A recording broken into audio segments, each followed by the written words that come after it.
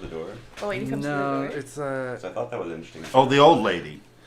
There's a lady with a big nose. All right, we're on. When? Hello, Internet. It's us. Hi. We're back. What's in the middle and what's happening when that happens? Okay. It's when Ak is preaching. Oh, Oh. Okay. is that scleroderma? The cat meat That's woman? that's The a probably cat a meat best. woman? That's the best guess I've heard. Yeah. I don't even know what the context of it is, but she's the one. She had her own book. Yeah. And she's Yeah. like, Yeah. she's mentioned. She's got to several get times. dropped in here. She's mentioned a couple times as being there for like most of the stuff that is actually happening in the fighting. I think. I knew it was somebody. It's got to be her. Yeah, I think you're right. Jordan knows. I'm the chapter 2 expert. I mean, Jordan's the chapter 2 expert. Did we talk last time about how do they know what mummies look like? Yes, because he mentions It bothers so it many so much. times. Every time he mentions the airship, he calls it It's mummy. a really I weird, thought about that too when it's a I really read. weird color. Yeah, like description. mummy It's colored. not super Mummy clear what that colored. means. Yeah. It means like I mean, that, like aged Yeah, white, like and that's what I am picturing. But like tan. He wants us to think about something, though. Does he think he just wants Yeah. us to Yeah, associate why the them fuck is it with- mummy colored? Does he just want us to associate them with like desert, that I area think of the world? so. But how does Byron know? And Right. what is a mummy to these people? Exactly. Yeah. Is it a soldier that's down there that for some reason comes Is it up? Mamelta? Yeah. Right, It's 'cause got- they. Well, then they- mummy they colored burn means their a very dead, different right? thing. So what? Yeah, what's the? They wouldn't be mummifying any of their deceased. I mean, yeah, I don't know. I don't know. The people under the people at stasis make sense to me. It must be something like that. But that's- that's not a color. And they never you know, call them specific thing. mummies. It's just- They call them sleepers. It always Yeah, they don't jumps call out them at me so mummies. hard. But there is like an onslaught notice of like, Oh, think of Me Egypt. too. Think of Egypt. The Yeah. cats. Yeah, the Cleopatras. Sphinx, yeah. The, like, they don't. He really doesn't let up with it. Also, something. I think this might I be. mean, maybe later. it's just more about that, about like making something in your mind, than about. That just Yeah. feels out of place for Gene. every other weird reference. in Yeah, this that's book. true. Apparently, the word mummy is derived from Persian Arabic word mumia, meaning tar or bitumen. Which is a Oh, so totally they're different black. color. Yeah. Yeah. Right. So maybe. I mean, I don't know. Do you think maybe the 'Cause it's, like, outside is covered preserved. in tar to keep it airtight? Well, I mean, mummies. Or is that heavy? Because not all mummies are like Egyptian, like muslin wrapped. Like Yeah. you get Can like be bog, anything. bog bodies and stuff. Yeah. where, Yeah. like- and I mean, all of their skin does like turn black and sort of like, you know, weird and waxy. And So that maybe- gives you a totally different image than like a kind of beige thing and a big black, like, kind of matte black. Too. matte, yeah. I guess the question is, what does Horn think it is? You know, like Yeah. like What that's it- a way of like. Man, I narrowing wish it I down. could go to the part where, I wish I could easily find the part where Marble is on the roof looking at it. Oh yeah.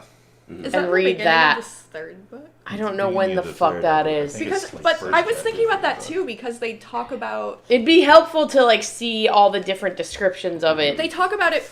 She Together. thinks it's a cloud, Yeah. right? But it could be Well, a dark because she cloud. sees the shadow. I think it's like the Right. first thing she That's sees is true. a shadow, and then because I think it might. Well, be she's looking so- at this book. Talk about AI. Like she's up there. And Talk about it's it. so that like there's a fucking airship in the sky and they haven't seen one before, and she clearly is seeing it and doesn't think about it at all. It is not in her radar It's not a screen. pattern that is already Yeah. existing to be recognized. Yeah. So it would be after Rose dies. Yeah. She goes back to Do you think there's a Blanche somewhere in this book? a Blanche. To go with the Rose And Sophia. and Dorothy. Do you think Wolf was a big Gone with the Wind? Do you know? Speaking of Gone with the their Wind. names, No, that's a different. That's a really good name for Wizard of Oz, though. You're right. because of the tornado. But we're talking about Golden Girls. I know. Right. Yeah, I missed. But I Oh said my god, Dorothy. I've never read I'm this such a sleepy morning. Who was a Golden entry Girl? for the airship. And it's cool because this table is comparing the size of the airship to like the Zeppelin and the Trivagon and the Hindenburg. Oh, Like wow. capacity and like cruising speed. And Nobody stuff. died in the Hindenburg That's what this table Cool. is. because it fell slowly, so they all just like hopped off. That's amazing. Yeah. I read a book. It's a fiction novel. This is about, so fucking autistic. um, This entry is the most about, autistic entry of all of them. Like people who I are like doing this. near-death experiences, Mhm. and one Like an lady is ASCII collecting near-death experiences, illustration. and apparently there was a guy, like a maintenance guy, who was just holding on to the frame of the Hindenburg the entire time. Yeah. And like had a crazy near-death experience with all this, like a crazy dream, all this stuff happened. I guess, I don't know if he, I don't think he died there. I think he died later. Yeah. Nobody But died during the Hindenburg. Yeah, but that's just one of the Oh, cool, really? that's just like the Because only it fell thing I slowly. know. Oh. So they all could just hop off. That's the only thing I know Wow. of the Hindenburg. Like climate change. Exactly. I guess it probably didn't get all that high before it fucked up, right? I don't know how high they fly. Certainly within breathable air. Right. Yeah. That'd be a good sketch, like another camera angle of the Hindenburg that makes it seem not a big deal at all. Well, it makes that quote of the humanity into like a triumph, like, hey, we beat it! We beat the Look Hindenburg! at that old lady running away. She's getting away fine. Yep. But when are we going to bring back lighter than air travel?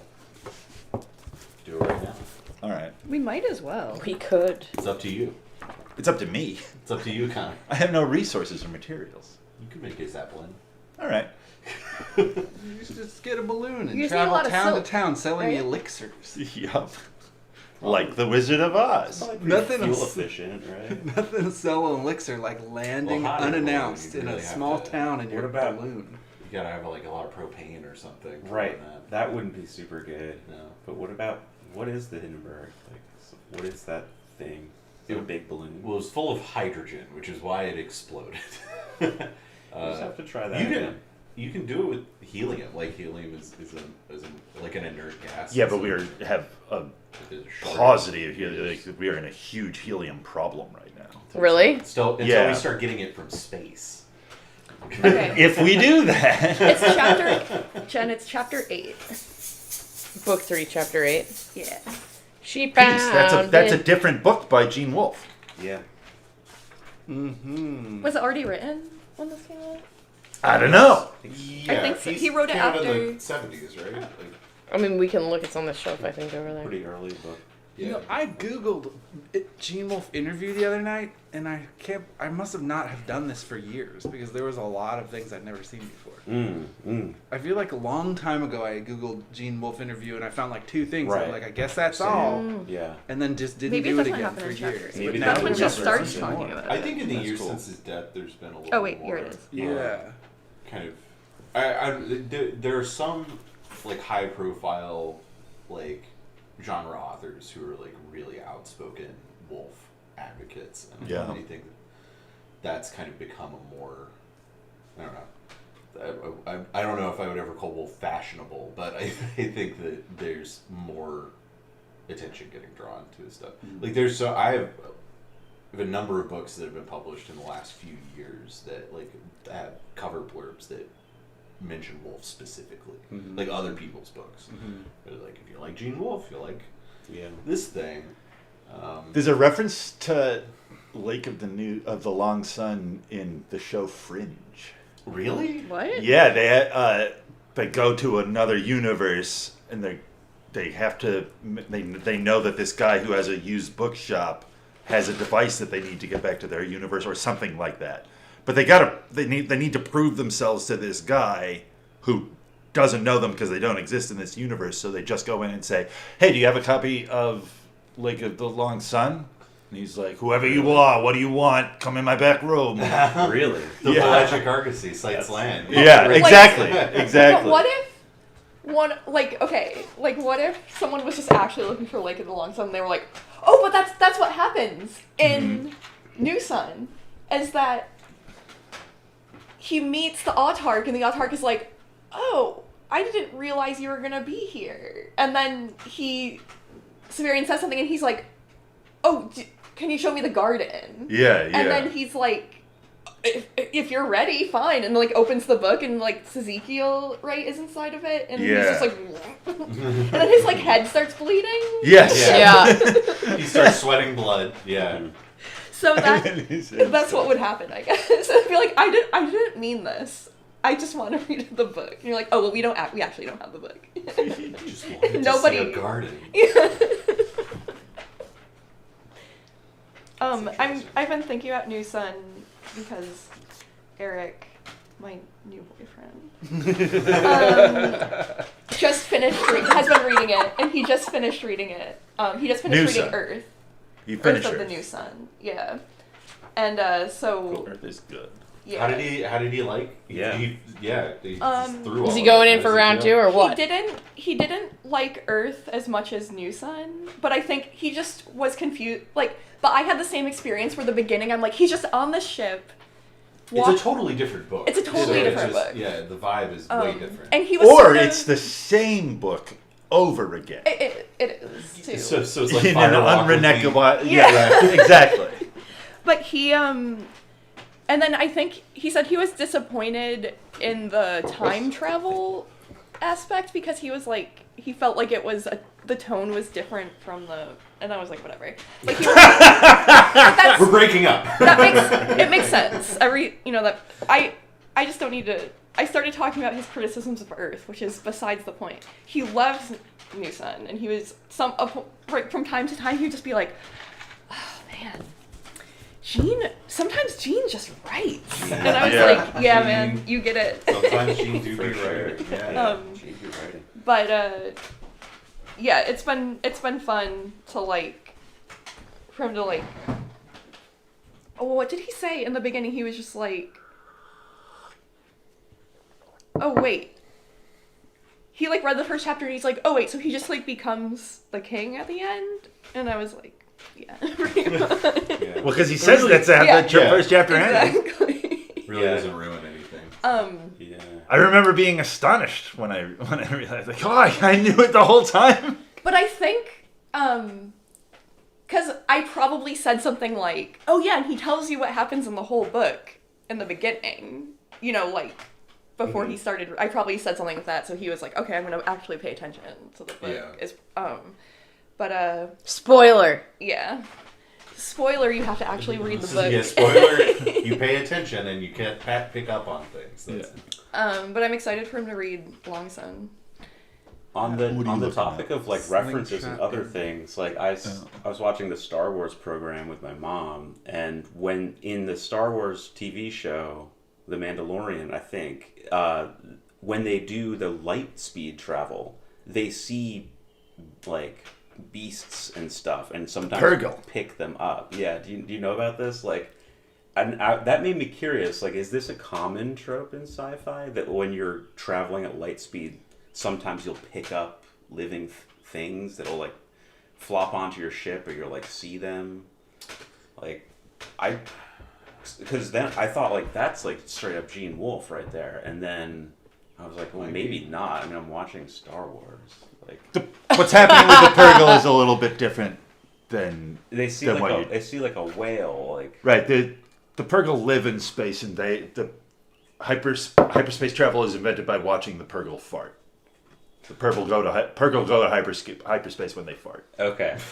This is you're a good person to talk to about this. Wow. It seemed to me there were other when they went into light speed. That's they the were most Star seeing- Wars thing I've ever heard. in my It's so fucking life. fucking stupid. Yeah. They were seeing things that you wouldn't normally they were picking up on other dimensions. That was kind of Yeah, no, those were just these creatures that are okay. native to hyperspace. Are they their related to farts. midi-chlorians? Through their farts. No, Do they have any midi-chlorians in probably their are. farts? I mean, midi-chlorians exist in all life, but that's something that when they mention midi-chlorians now, they just call it M count. So they don't have to use that word that everybody's mad at. Why is everybody mad at it?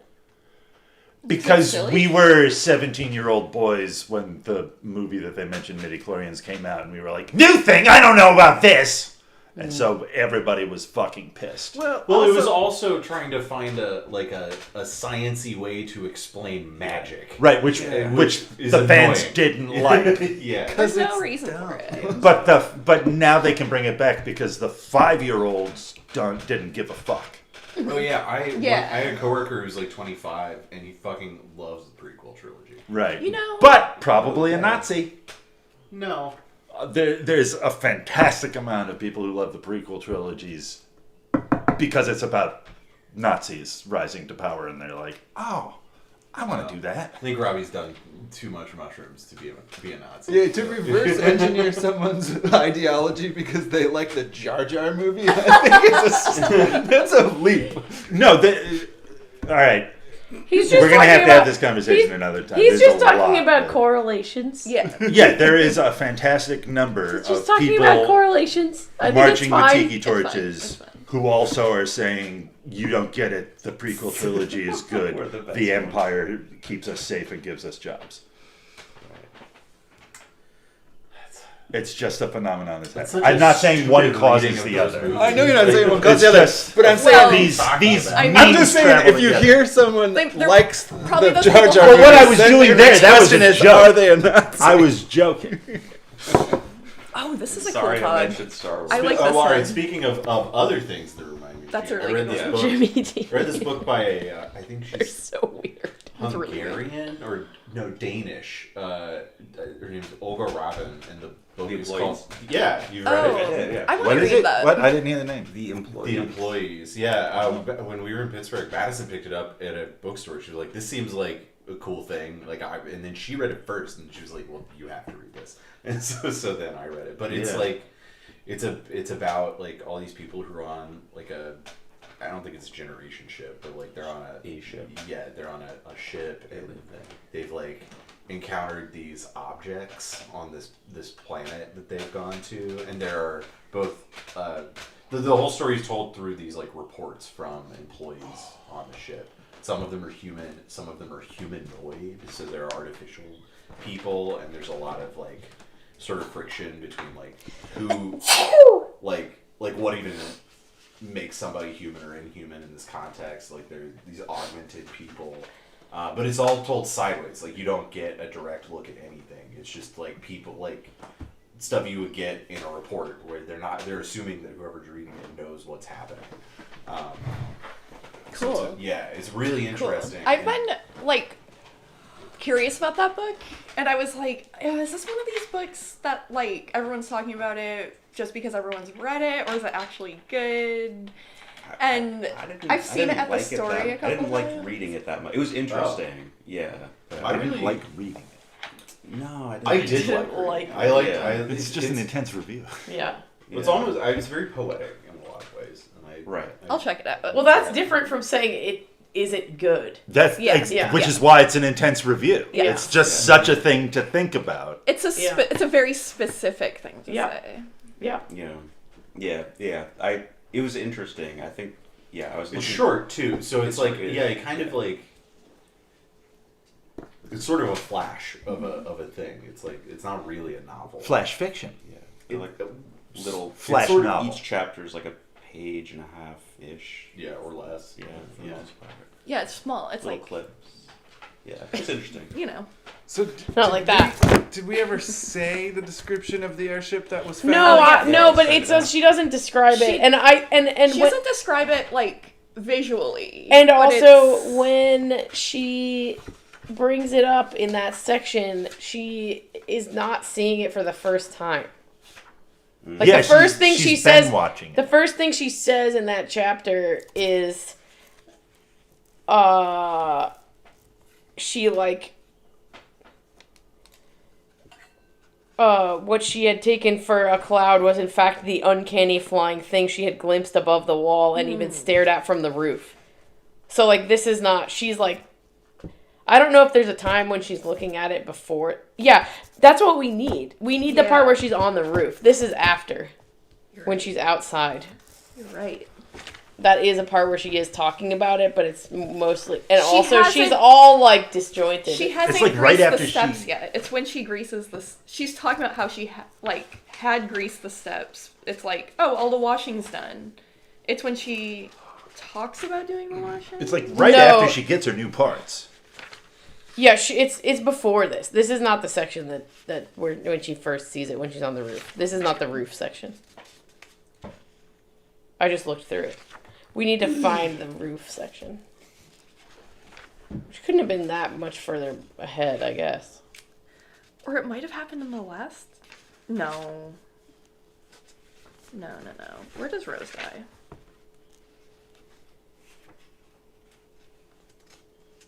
Yeah, because she's like very confused.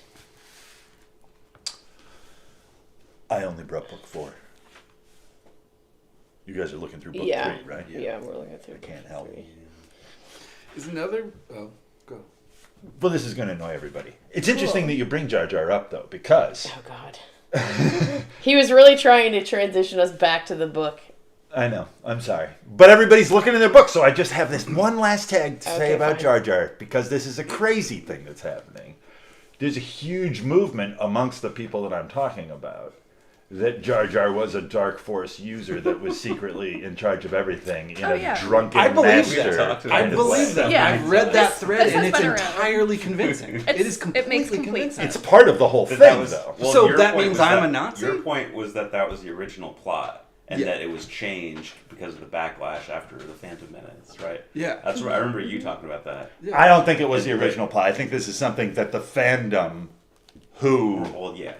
grew up to be Nazis from enjoying this movie when they were a child, Yeah. rewrote that character to be more what they want. I think that argument is very persuasive. That Jar Jar, this was the point of Jar Jar, and it got totally... It's a persuasive argument. It got ripped away from George Lucas. I don't think I found it. What page? It's 155. Okay. Like when she's I'm on it. She's. This is like she mentions that she's going up to the roof to try to look at this thing that she Yes. glimpsed before. She's like, it reminded me of a guy with both of his feet pointing the same way and a jackal for a head. With both of his feet. Right. You know those drawings Like on they the, do. Oh. on the Egyptian drawings, how they always got their feet Right. pointing. I'd say generally your feet are pointing the same way, though. Yeah. Well, That's another. I mean, you can draw a person, like when you draw a person standing face on, and you're a little kid, you often I know, have I'm your- not talking about Yeah. drawings, though. Okay. I'm talking about in real life. Usually your feet point. Oh, she is calling it a. Is calling it. my- She is likening it to a beetle. A beetle, Which like a is- scarab. Yeah. She says it was creeping north like a beetle exploring a bowl, losing heart at times and retreating, then inching forward again. So, why is it so important for us to think about Egypt with trivia? We found the desert.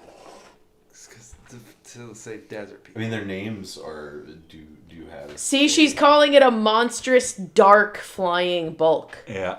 Dark, yeah. So mommy colored is black. So it's not referring to the wrappings, it's referring to the A actual... mummified Yeah. human. Yeah. Modified skin. So maybe is the idea here that he wants us to have to look at these, is that like the game here? It's Is probably it- like tanned hide, huh? is like, yeah, very, very tanned. Leathery. Maybe Yeah. they use the skin of people's skin to make the That's dark. Ed Yeah. Gein I mean, it's flying gotta be ship. skin of some kind. skin of some kind. Yeah, what else are they going to make it out of? Should we do the kind of thing where we look at the Foreskin. Trivaganti are what? It could be foreskin. Could be foreskin. Stitched I mean, together. that would be a lot of That's a them. lot of effort. Yeah. Especially since it's like twice the size of the Hindenburg or whatever. It might be really. Well, it's like 3 Hindenburgs in a train, right? No. It's a one big thing with gondolas hanging Let's down. look at that picture again. But I mean, it's that's like- what it is. It's one Yeah, big thing with it's gondolas 3 hanging down. separate 4. parts. Okay. So it 4 can, hanging so off. it can turn. So like if, No, it's one if big the thing. balloon does like undulates. It doesn't crack. The... No, it's one big thing with things hanging Yes. down. Right. Yeah. But yeah, you're talking about So like the with cars the don't- wind. Oh yeah, they because won't it, rip yeah, apart. well, yes, right, yeah, the more rigid parts. Yeah. Yeah. The rigid part. But so, if No, all this of mummy course. stuff is evoking Egypt and the Trivaganti are Arabs, perhaps we should look at the relationship between not Arabs, Muslims. We should look at the relationships between Muslim and the mummy makers of Egypt to figure out why Egypt's being brought up. I mean, they're zillions of years apart. The mummy makers and Islam. Yeah. But yes, but the Egypt of today, which is not that Egypt, uses the culture of that Egypt for what they are today, which is Islamic. Like they're digging up, like Yeah. like you can't Yeah. you can't study Egypt Yeah. without the Egyptian government's caliphates say so and stuff like that. They are gatekeepers of that stuff. You know, they found a city that was like 10,000 years old in Iraq right before the Iraq War, and then all kinds of stuff just had to be like put in storage, and it was never completely, fully, properly studied. But it was like one of the oldest things ever found.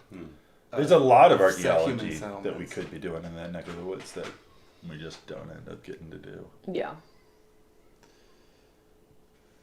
And I don't Well, know if that's and good or bad. existing extremely old things that just got fucking destroyed. Destroyed blown up. forever. We went and dropped a bunch of bombs on the place where we were like, hey, society is maybe a lot older than we thought, like twice as old at least. And then Yeah, Though well, there we is a can't lot be of- having that. That's not good for anybody. Society didn't exist before 1776. I mean, yeah, it's hard not to see certainly that. not. Certainly not there. It's hard not to see people in the White House being like, oh, we've got a report about these ancient villages. Like, how old? Oh, this is great. Bonus. I wonder what other annoying things will accidentally blow up. Like, There's also a lot of people who do not want us to push the dawn of humanity back Yes. as we are. but we must. It's so clear. Well, it's not us who's doing it, really. Yeah. Like it's just that it's true. Right. Yeah.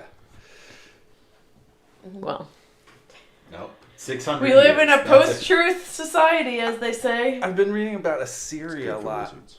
And Assyria. yeah, Assyria, which is like the first empire as in the form of that we know empire. They had chariots. And it's fucking over 4,000 years ago. And they have all the fucking trappings of life. It just is so like dissonant to what I feel like the presentation of human progress given to me at school.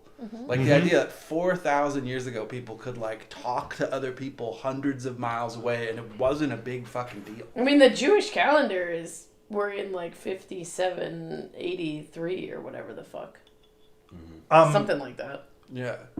But so And that's a calendar. I like kept the- calendar. I like thinking That's about why this some kind of people thing think a the lot. Earth is only 6,000 years old. But yeah. I'm I'm just astonished saying. when I go back and look at when we discovered things, how much we've discovered since I was in school. And I can't be mad that they didn't teach me right in school because they didn't even know yet.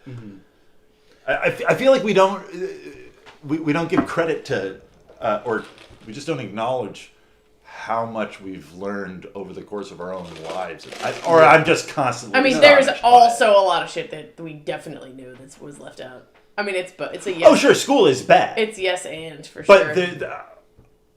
I just School is bad. That's on the back of the Wolfpack T-shirt yeah. in quotes. School is bad. Read your own books. Yeah. It's like I get upset with my mother for thinking for should her make thinking Wolfpack that t-shirts. culture is frozen and she can like expect culture to be the same. Yeah. And then I get upset with myself when I realize how much I'm also doing. Like it's moving faster than I think. Right. And it's silly of me to get upset at my mother for not realizing that things keep developing after her, youth. And I'm doing the same thing. It's things are moving so much faster than I think. It's interesting. Yeah, I know what you're talking about. I think that's just how generations work. It is. Yeah. It very much is. Yeah, there's like a point where you're like, fuck everything new. Like, this is... Well, I'm good. I almost think that it's more that like you just don't have the faculty to see it. It's less a rejection of it happening and just like you couldn't tell. Yeah, Right. I feel that way about new actors. Like I don't know. Who Oh yeah, there's so many. I don't know what fuck the they tabloids are about now. rushes over me like water, where I don't feel left out or like curious at all. Yeah. I'm like, if I need to know about any of these weirdos, I'll end up knowing about them. Well, I don't watch movies that much anymore. No. I don't know how to. I know, I feel the same way. Whenever I see a new movie, I'm like, my brain is confused. Like, this language, like, everything about the vision. I mean, actually, the first time I remember that happening was I saw, like, someone made me go with them to see one of the Transformers movies. Oh God, Brutal. No, it was horrible. It was like the worst thing I've ever Those are seen. not good movies. No, I don't go to movies like that, and anytime Yeah. I do, I'm like, this is why I don't go to movies like this. Like that fucking new Batman movie we were just talking about.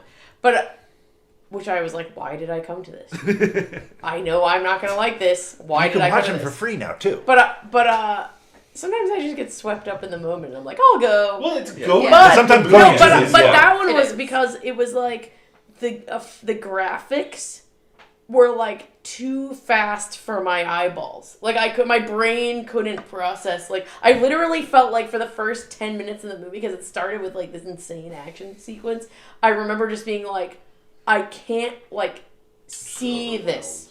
Yeah. No, it was like I That's- couldn't see it. Mhm. Like The I had Bourne no movies are idea based what the around fuck this. was on the Oh screen. yeah, the Bourne movies are antidote to it. Well, No, there's a lot we of- don't have to choreograph really great action because we're moving the camera around so much that you just okay. assume the great action. Yeah. is But I mean, What? then this was all computer generated. Anyway, Years- it wasn't even like a camera. Years and years ago, I saw the first Nolan Batman movie, Batman Begins, in IMAX, and it was like impossible. It was just because it filled up your entire field of vision. And I it was mean- like a dome IMAX, I'm and kind it's of. just like black shapes. I think I'm anti IMAX. It's too.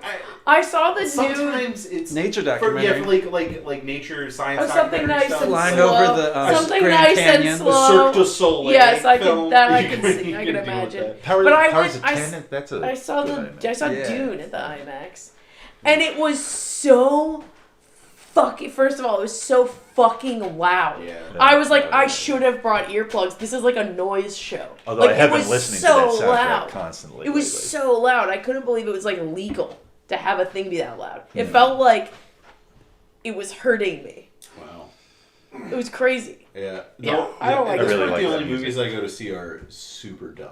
Like the last two movies I've seen in theaters were Fast 10 and the Dungeons and Dragons movie. And Dungeons they and Dragons was the and last they movie I both saw in the theater. fucking ruled. Well, but this is It how was a I good wind time. up at like. I went by myself. This is how Oh. I wound up at like the Batman movie or whatever, because it's like, oh, we'll just go. It'll be dumb. But it's like dumb, but it's No. not fun. There's like No, nothing that's- fun about it. Batman movie is not dumb for fun. It's got to be dumb for fun. Yeah. Isn't the reason... I don't know how to tell the difference, obviously. I need to just not go, is the thing. If it's about a grim and gritty superhero, it's not going to be dumb. And then, for Kenny, fun. what was that movie you just made me watch at My home? feelings were hurt because Jen said the Guardians of the Galaxy was the dumbest movie she's seen. I mean, I don't think I said anything. That was its goal, though. And Like I that's love- why I it was love all of fun. those characters so much. But this And is why I don't watch those movies with you, because I want No. you to be able to still Right. have a nice time, and like I'm never gonna like any of that. So like this is why whenever he's like, I'm gonna go see that movie, I'm like, find a friend Yeah. to go with who is gonna also like this. And it's not because it's partly because I don't want to watch it, but also because I know this is gonna happen. like He's the- like, my feelings are hurt, but he's like, please watch this movie with me. I did not- Please, yes, you like begged me to watch it with you. I did not say that. Yes, you did. I said, You "Come were on, like, babe. will you please watch this Come on, movie babe, with watch me? this movie with me." Come on, babe. It's cool. This is exactly what. It's cool, mama.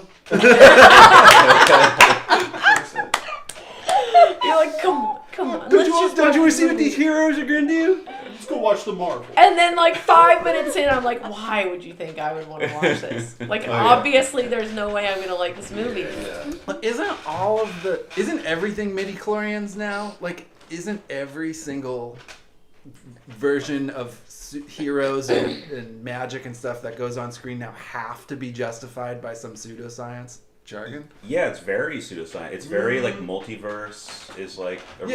Don't you have like Benedict Cumberbatch explaining why what you're seeing makes sense all the fucking time? I don't know if it's mitochondria or whatever, like in particular. No, I think the Doctor Strange stuff is just straight up magic. I think that's the deal, isn't it? They walk the line, right? It's like magic. I don't know if I can watch it, but my assumption is that it's all like the stuff that I. Oh, really? The second one's a lot better. With Doctor Really? Strange, it should. I For enjoyed it. visuals, yes. It's a Sam Raimi movie.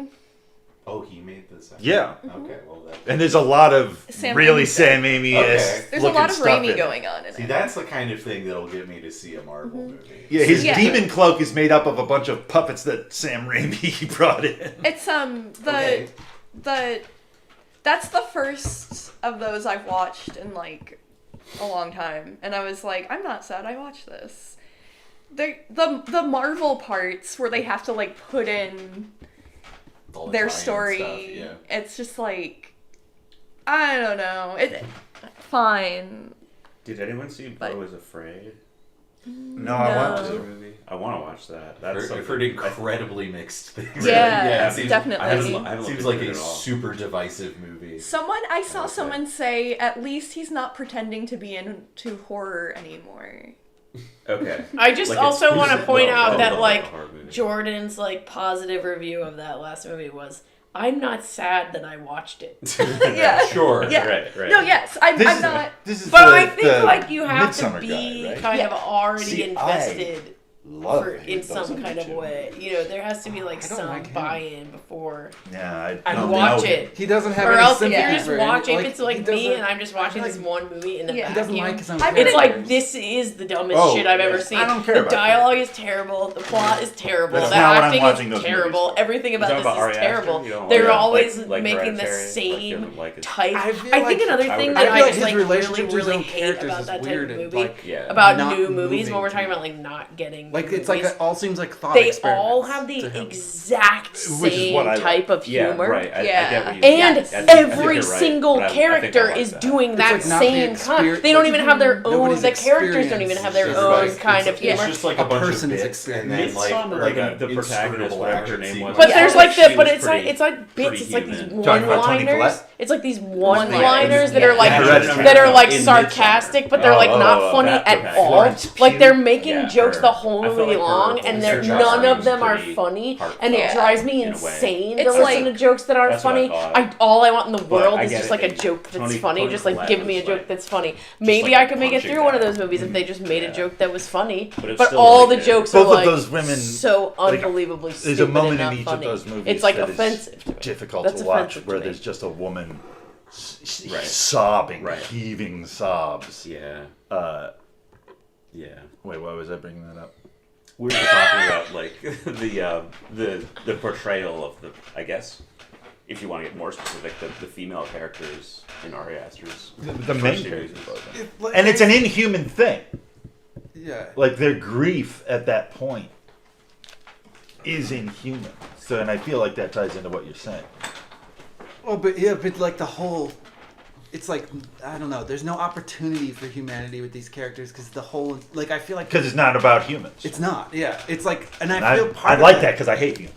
It part of, I think part of what I'm maybe I'm biased, but what I kind of think is happening is that kids raised in New York and LA that have an idea early on that they're going to be involved in entertainment Yeah. are basing their ideas of people around entirely around depictions of people from previous media, and that there's like a copy of a copy thing that is really palpable right now. Yeah, it's Yeah. terrible. Like you can feel how many times that this Yeah. vision has been copied, and it's I like, used that exact metaphor last night when I was just talking about how shitty everything is. It's relevant to everything now. Yeah, It's everything everything. is it's relevant Even to just everything. like trying to talk to a person, you can tell sometimes some people are just like everyone does like a performance and a script when they're having like basic interactions. That's like a normal thing, but more and more it seems like more and more just like canned statements where Yeah. people, you know, like not using English lends itself is like a very metaphorical language, and it's just becoming more and more like memes. Like memes are leaking out of the internet, and people are saying more and more. Like one of my coworkers I've noticed recently that she keeps using the phrase doing all the things more and more and more. And I'm like, While doing less and less. I'm like, oh, gotta do all the things. And it's just like, it's because she doesn't know what to say. Yeah. And she's just like, has to pick, you know what I mean? Like, Correct thought. yeah, yes. There's Yes. a touch of me that feels like this is us complaining that culture is moving on and leaving us behind. But she's older than me. Yeah, we're all in culture. Right, but like, that's the reason I'm surprised that she's saying it is because like doing all the things is very like 2010. Like it's old. That's why it's like It's chewy. the carbon copying over and over and over again. So okay, I think part of it is that nobody watches TV on TV. So like Boomers, besides boomers. yes. So like when we were growing up, if we were TV And kids- they're all just quoting like Fox News and CNN all Yes. the time. Like they're doing it too. Let's go, Brandon. If you grew up Yeah. as a TV kid, you would Which I just flip love, through the obviously. channels, and you don't flip through the channels anymore. Even if you do have TV, you just look at the Yeah. guide thing and pick what you want to watch, or you use on demand. And so you learn about like Columbo and Love Boat and Gilligan's Island and the Rolling Stones. But like, if you're younger, you don't watch TV. You don't randomly learn all this stuff. So like. But You're not I building. want to fuse both of these points together really quick. Yeah. And I'm going to try to do it before my brain forgets what I'm trying to say. Yeah. I think actually, Connor, my thing is that culture isn't fucking leaving me behind. Exactly, that's It's what just I'm saying. rehashes of rehashes of rehashes. Like I it's think that's never, what it feels like. Well, I wish No. it was but like to your point, my nieces will be like singing when I see them, they'll be like singing some like song from the 60s, some like oldies song, and I'm like, how the fuck do you know that song? And it's because the new like Troll movie has like a Justin Timberlake cover of that song in it. But it's like, And they it's think all, it's a new song. It's all like, you know, or like you turn on the radio and Picturing Rock and the Robin in my head for It's some probably and the rock roll. song like yeah. is sampling the Mariah Carey song that sampled the Tom Tom Yeah. Club song. Right. Well, And but it's like, but there's less and less. I just feel like there's less There's and less less references. new stuff. Yeah. Well, We've always had the thing where we Because reference the old it's stuff. not new to you. No, no. It's Connor, always been this way. the references that we're pulling from are shrinking. well, So my point is like we learned about more stuff. We learned about more stuff when we were younger, so we could like there was some like building going on, but this is like we're like stuck. well, there's a big part of I just it think there used to be more new stuff. Well, a big They part. did. Well, I don't think that Yes, there was. I don't think that there necessarily was new stuff. It's that our culture was not as dependent on algorithms. Yes. Because so much of Everything gets funneled. Yeah, Everything feels very funneled. Everything is the thing that we already like, and it's made in the way that we want to see it. Right. My point about the X-Men and Garfield cartoon openings fitting together is that it's like, here's the formula. This is how you make a cartoon. No matter what the tone of the cartoon show is, this is the tone. This is how the opening goes, and this is where the exciting part is at this very exact second. You know. Connor, I feel like you're kind of arguing that because time is moving forward, that means culture is progressing. And that you can't make an argument that culture is regressing because, well, time's moving forward. All people are getting older all the time and always don't like the culture. But I think it is possible for cultures to regress. Like, historically, I think it has happened. And we could be living during one of those periods. Yeah, I'm not. I don't think that what Also, you just said is what I'm saying. Connor, like people used to, you know, oh, I grew up reading Harry Potter and Stephen King, and now I read books for adults, whatever that means. You know, in the 90s or whatever, like, oh, I watch Law and Order, you know what I mean? But now you watch Law and Order SVU, which is, like, much more kooky and ridiculous, because, like, nobody is, like, maturing in their taste. Well, and to I that just think point, that- boomers just want to be zoomers. Yes, true. Like, That is interesting. Yeah, like most Don't of bother them, the though. people who like TikTok the most are like children and old people. Like in between, like missed out Yeah, on. my 70-some-year-old coworker is it's so funny. I can tell when he's watching TikTok across the room, and he watches it in a strange way. He watches each video like 12 times, like his. Yeah. And I can tell it's TikTok just because the length of the video is so short, and it like recurs like, but it's like he really wants to go into that world, but then the way that he deals with it, you know, it's like everyone else is just like, and he like takes it in. Yeah. He It's watches it repetition. several times. Everyone wants the same thing over and over. Not everyone, but people in general, like, the main Connor's so upset right the main now. thing He's people gonna want pull his right face now off. is to say they really just want to see the same thing over and over. They want their, like, comfort character Uh-oh. and their predictable storyline. But do you guys know that your parents were having reciprocal complaints about what you guys were doing? Yes. Yes, absolutely. But this is not about children. This is about everybody. This is about the entire culture. Connor, let's just stop talking about this. You're kind of being a dick. I would like to. You're honestly kind of being a dick. That's I don't think he's being a dick. I just disagree with Okay. him. I feel like there's like an optimism to it that's like mandated by Yes. emotional content, not by Yes. intellectual content. Yes, absolutely. That Yes. like emotionally, It's I don't emotional. want to feel like I'm old and getting left behind. And like I don't, you know, like I feel like the fear of that actually happening is maybe a big Here's a similar. looming large here. So every culture has always thought that they were the last one and that the world was going to end. But in our case, it might actually be true. We're getting closer. I don't know how to respond now. Okay. You I don't- just you don't have to I just respond. used this is just a comparable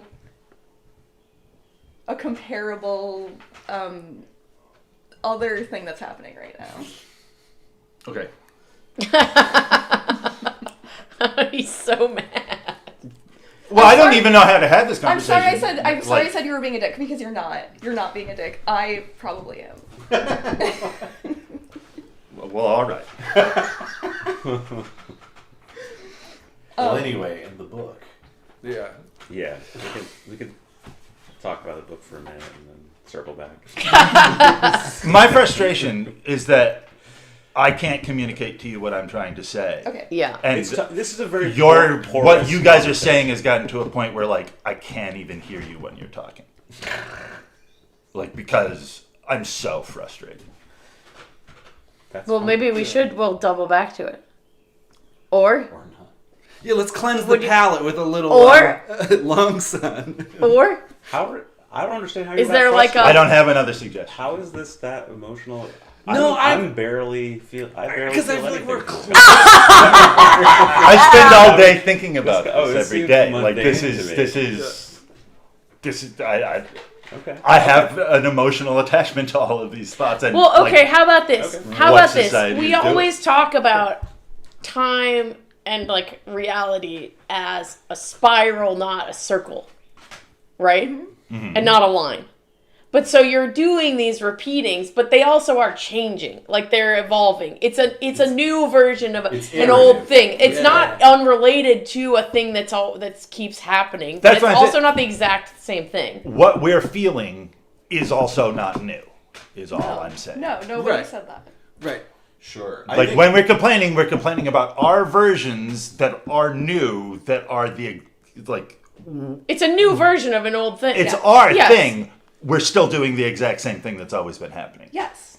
Yeah, but it's a new iteration. There's always it's not exactly the same. It's never exactly the same. The complaint that nothing is new has always been going complaining on. about and And it's a function of when I was a kid and everything felt new, I hadn't ever experienced anything. And now I've experienced stuff. So when I experience it, I liken it to other things because I know about stuff. So But things when- feel less new. but They will when never the- feel new again. But when new things are blatantly, when nobody's even trying. I mean, I do think it obviously it exists on a continuum. It's not like it's not. I think it is true that we have always been. Obviously, we talk about this all the time with like stories being like reused and reused and repurposed. Shakespeare had 2 original plots. Yes, it's obviously, but it was there. It was more.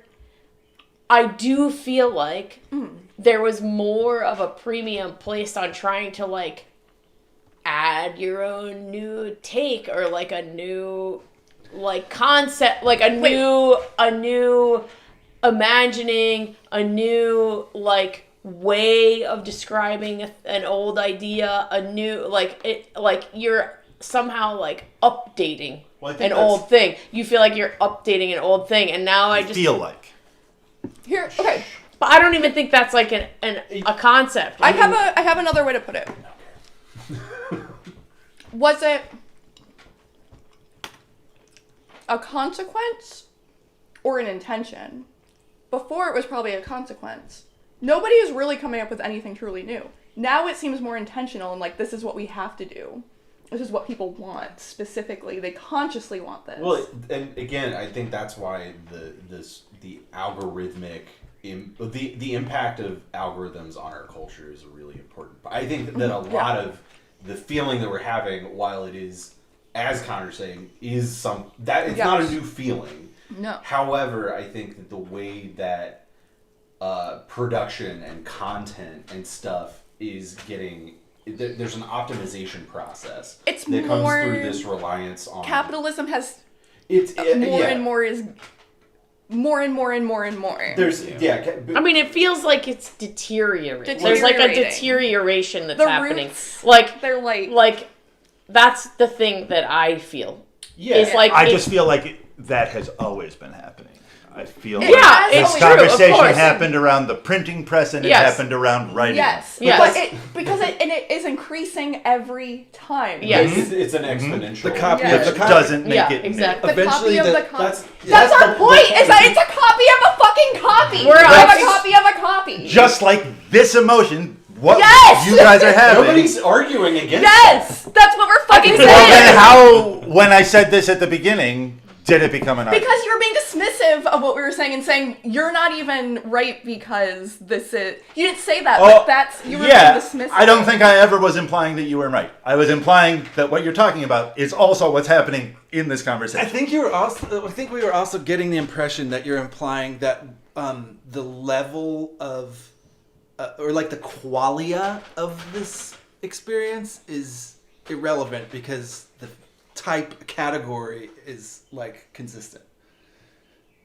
Like Say that in a new way. okay, so like the feeling of us looking at the copy of the copy of the copy, and it may be of the same category of the feeling of someone looking at a printed book that wasn't written by hand for the first time, but there are like certain qualities of the experience that are not the same.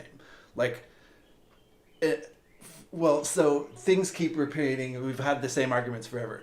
There's not an equivalent of everyone in the room staring at their smartphone. Like there are new aspects to the quality of our copy of our copy. Like there's like, every time it happens, Yeah. there's new aspects. yeah, so it's like they're not. It's like not like it's. There's no insight to be had from examining the like specific, details of what makes our version different than other versions. I wasn't trying to stop that from happening, I guess. I just think that, all right, I think we took that implication that wasn't in your intention. Okay. Yeah. You know, I think you weren't Right. intending that, but I feel like that's how it's received as this idea that well, when you complain about people looking at cell phones, it's no different than when some old person complained about something else that was new. the boob tube. I think that when you say, I do think that I'm saying that to a degree. in this moment when we're having this conversation, yes, we feel different. When you stand back, it is all the same. But again, To me. Right. yeah, But there's I certain. think that I can get there down are with that. aspects of culture and capitalism that have accelerated to the point that does, like, there are quantifiable differences in this loop than there were in the last one. Yeah. Because it's a spiral, not a and- circle. and there- It's and not there- a flat thing. And, I mean, and it's not driven so much by human creativity, it's driven by, like, the processes of like the market and things like that. Whereas, which, like, has certainly been the case in the last, like, 400 years or something of human creativity. But we're at a stage now where the commodification of creativity and stories or whatever is such that things are getting, it's just accelerated to a point where things are kind of falling apart in certain ways. And while that's something that can be, we could say that about whatever, any, like, movement or change in mass media throughout culture, there is something happening here that is less a function of creativity and more a function of capital. And I think that is sort of a difference. And that is a thing that's worth considering and talking about without shutting down. Because by saying, like, well, this is just the same conversation we always have. Shutting down keeps being brought up, and it's such a weird word to bring into this conversation for me. Fair. Because my proposal was to talk about the beautiful horror of having a conversation where we're complaining about this thing that's happening to us in a way that we feel is new. In a thing that is formulaically been present at all stages in history, and that is, in fact, built into reality as the second law of thermodynamics. It also is maybe the first time that we as an age group are experiencing it. So It it's is. new. It's a big part of this. Like, and at the end of the day, I'm trying to get us to let humanity off the hook. These things aren't happening because of anything that people have decided. It's not that boss capital is stopping good art from being made. This is just how things go, and it's how it feels at this Yeah. stage in development. It's well, this the- is I think the thing that we're getting to, and this is why, like, when you're saying you're frustrated because you're not being able to, like, articulate it or whatever, this is why we don't let you stop talking about it when you say that. Because I think, like, you have to get to the point of where it's like you have to talk about it to get it. Like, we all have to talk about it and this is what always fucking happens when any of us disagree, is we always get to the point where we're like, oh yeah, we actually do agree about it. Yeah. So that's why Well, it's a good conversation to But I have. think we can demonstrably see that, like, the executives that are working in these creative fields actually don't know what they're selling. They don't know what TV is. They don't care about it. And I think that is actually different. I think that's one thing that we can say, like, this is a truly... Fucking Walt Disney, the different dude. thing. It's Walt also Disney, the always company. different every time. Sure, yeah. And But it's important. that's a variable in a formula. Right, and Yeah, it's of course. important how it's different. Like, the type of differences we're getting now, I feel like, are not inevitable because of time moving forward. They're inevitable because we have this solidifying idea of the universe as a machine we can hack, and ourselves as just little sub-machines in the machine. And that's different. That, like, the way a person who could... I guess it doesn't feel different to me. Okay, but I feel like if you I read... think that we're just using new words to describe that. I think if you read books from hundreds of I years guess I ago and the should try books of that. today, I feel like you can feel the difference of a world in which there is, like, miracles. Unknowable. Yeah, a world of miracles and a world where we figured it all out. Like, I think there's a fundamental thing that changes in the pattern when you, like, go deep into a specific flavor. I would say that that's a longer arc too. Like the arc, Yeah, of course. Like that's like a 300-year arc that you were talking about, and then there's also these smaller arcs of like, whatever, like theater to television, theater to When do we think that people started acting like they had it all figured out? Because I they've feel all- like people always think that they always had it all figured out. for sure. They've just I had don't- different reasons. They're just giving different reasons. I don't know that the average person necessarily thought that their society had it all figured out at all points in time. Tough to say. I They don't might think not that's have had necessarily true. the I think that's same- our experience But because we we've might- had it so ingrained in us that like there's physical reasons to believe we're the smartest thing that ever existed. I mean, I think most people don't think about this or give a shit. Probably not. But like, would like someone 300 years ago even like have reason to even think about that? Or like because we are given, they would be given narratives, but like what is the method they would be given the narrative of their culture, and what's the method that we get it like in our brains, directly inside of our brain? They had like the Bible, I don't know, like Well, for most of Western civilization, it was just the Catholic Church telling everybody that they had it figured think out. about- To wit, during the Middle Ages, they would put on play festivals Yeah. that were just the history of the entire world, including the part that hasn't happened yet.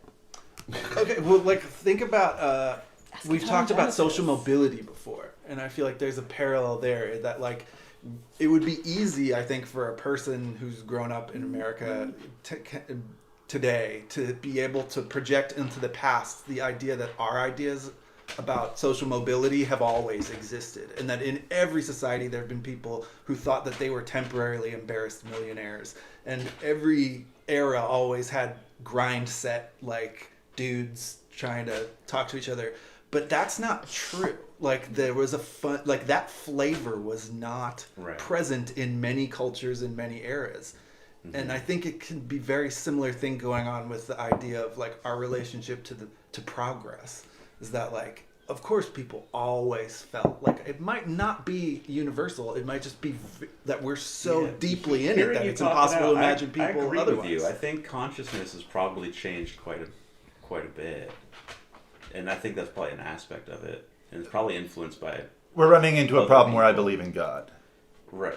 There's only one consciousness. It's always existed in a single state. Well, sure, but I mean, The outsider. I don't know. No, maybe not. What I don't about know. like Human what about a consciousness might different change. I a think we different have a term being like semantic problem with the word self-awareness? progress. Right. Yeah. I Or think like that brain experience. you're using it with what's the I think yeah, self-awareness the is a- experience of having a brain, the conscious judgment experience of having attached a to brain. that That might word. be Yes. changing. Because just we talking talk about about our putting one foot in brains. front of the other. We're like, Yeah. my brain does I would say this, my brain does advancement, but that. has the It's same like, exact who's ever done that issues. before? Yeah. Did anyone do like- that before? I don't know. Time progresses. yeah. right. You You know? can advance by moving forward, not necessarily. It's not Yeah, quality. You're not like- necessarily better. You're just ahead. Nothing is ever good or bad. Yeah. Nothing is ever better or worse than.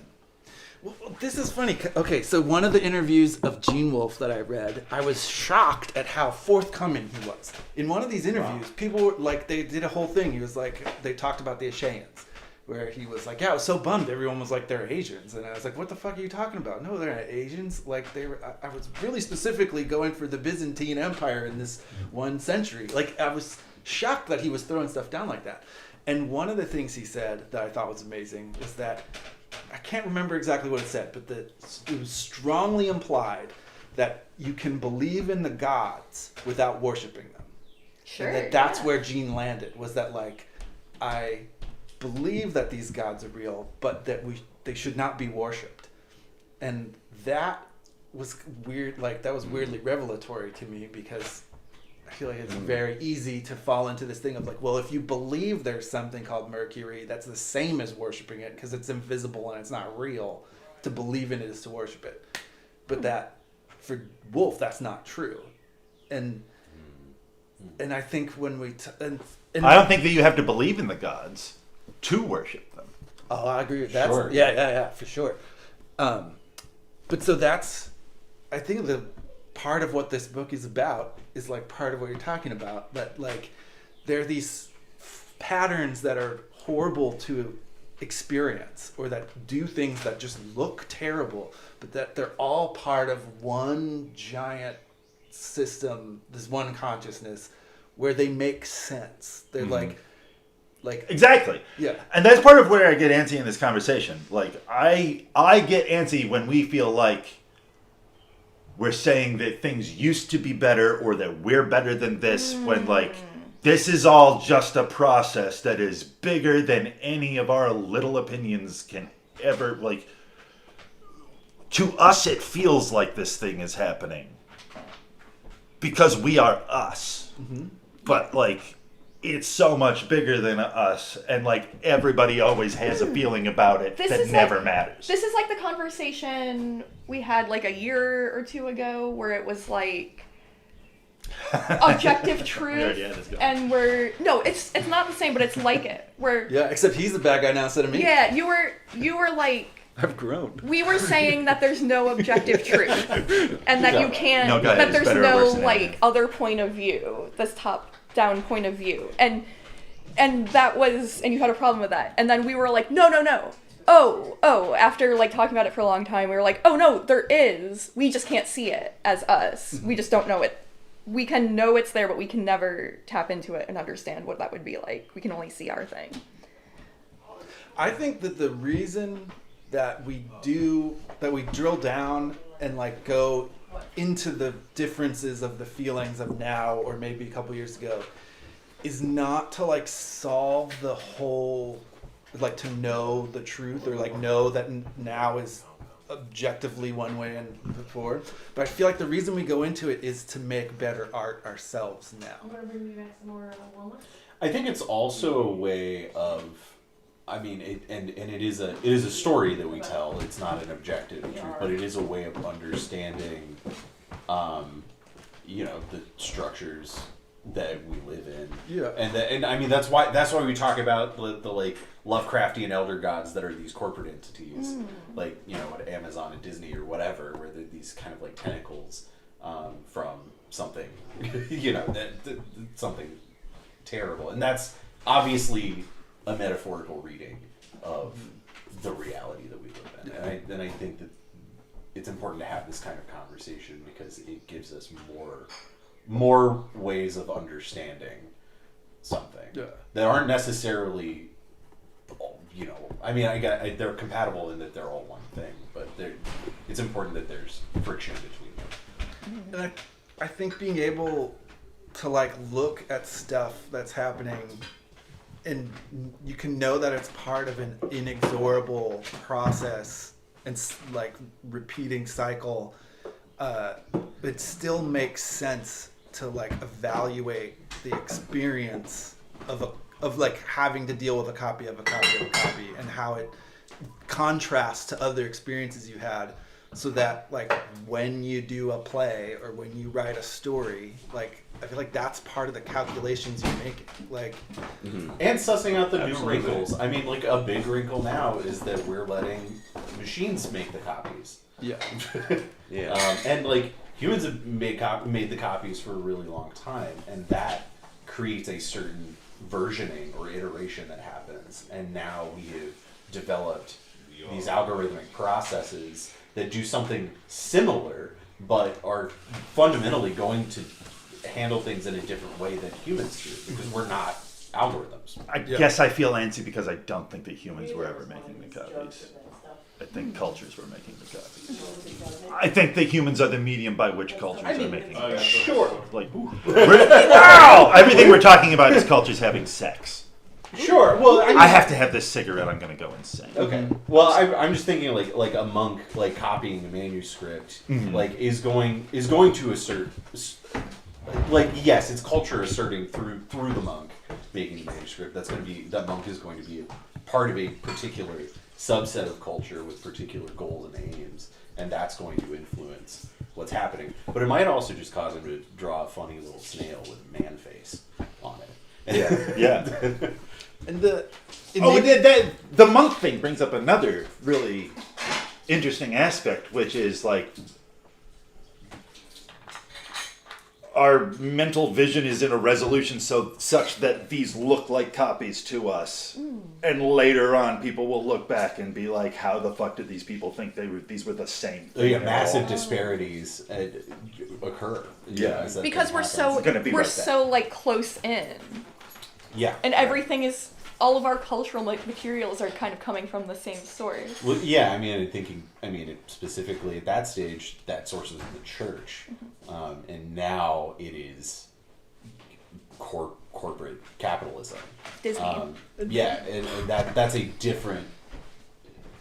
I mean, obviously, it's going to do some similar things, but that is a different impetus. That is a different mechanism of culture.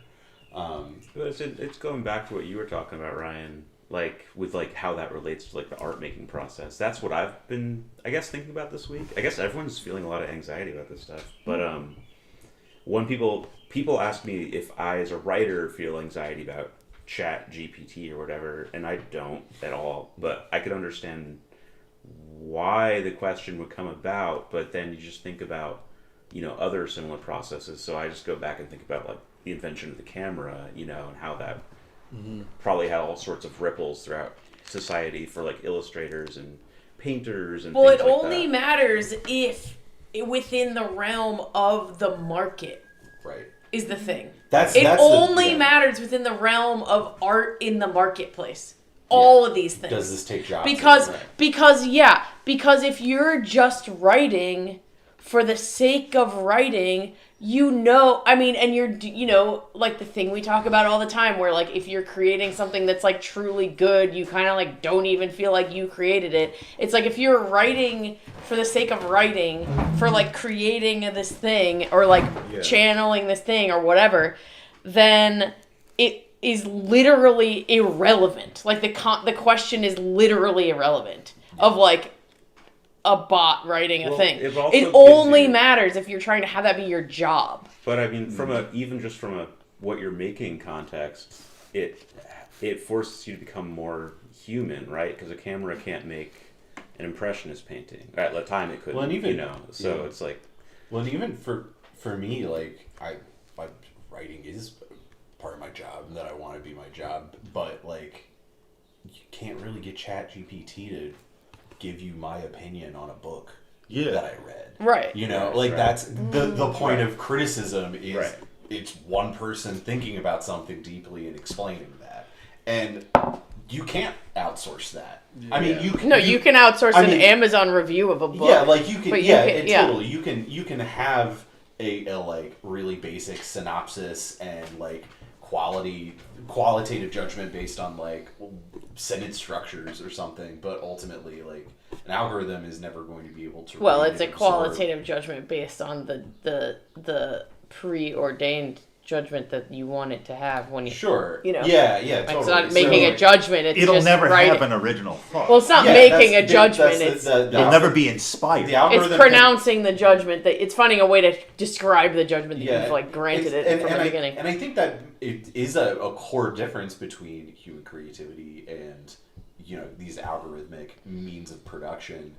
And like while a human arguably can't create anything new, a human can experience something. It's expression from a human is viewpoint. able to experience something and then have an output that is based on both this product or artifact or whatever and then and so there's an output that comes from that, but an algorithm can't have that, at least not at this stage. So there is something. There's something different about it, and maybe it's different in the same way that it always has been. There's something beautiful in it. We've made ourselves into muses, and the algorithms are going to be the artists now. No, I feel like what Marcus is saying is why that can't happen is because all of the algorithms can do is take what already exists and say it again. Right, which is exactly. Yeah, but I don't think that's how art is. Well, That's because you don't. If you. Because God, divine inspiration goes in and makes art. Right, exactly. That's what we are now. the guy. We have to input the stuff into the algorithm to get the algorithm to make the thing. I feel like you're being old Geppetto here. I don't understand what you mean by that. I don't know. I actually don't disagree with you entirely. Like this is a part of my like art making process. I use AI image generation, and so there is an element of that, like me being the muse kind of thing. Although part of and where, when you're writing a story, where does your idea to write the story come from? that often comes from something else I read. My argument is that it comes from an ineffable like thing beyond you, like just the drive to make a thing. Sure. Comes from beyond you. That's what we are now, and it's not a one-to-one. We're exactly now God. the tetragrammaton, Yeah. and algorithms are individual people, but it's a reciprocal relationship. A parallel relationship. Okay. Reciprocal is when it's like yin and yang. They're things that are opposites that fit together. I don't want to get into a thing where I try to argue that that's also true, but Okay, because that's just my personality. I see what you're saying. Okay, so I also think so. There's this large cycle that we're sort of like in bit of denial of when we say, but these copies are worse copies than the older copies. But this is part of the cycle too.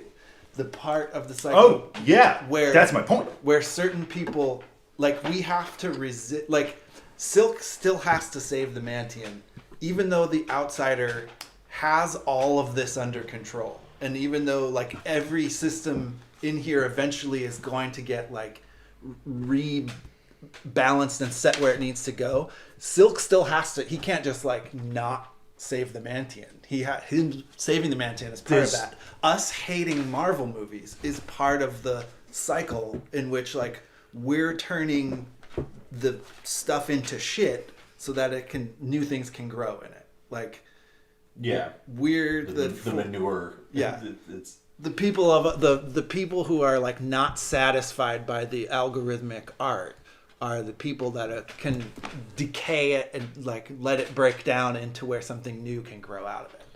yeah. So it's like we're not resisting history. We are just like we're the back end of it. We're like the part that shits out the waste. It makes the fertile environment for it. Well, I feel like this quote has something to do with what you're saying, though I anticipate being argued against. The Outsider had not actually said that he would get help, but warned him to expect none, which was not the same thing. Yeah. And then later on, Silk realizes that that's because he's the help. He is the help, yeah. Mm-hmm.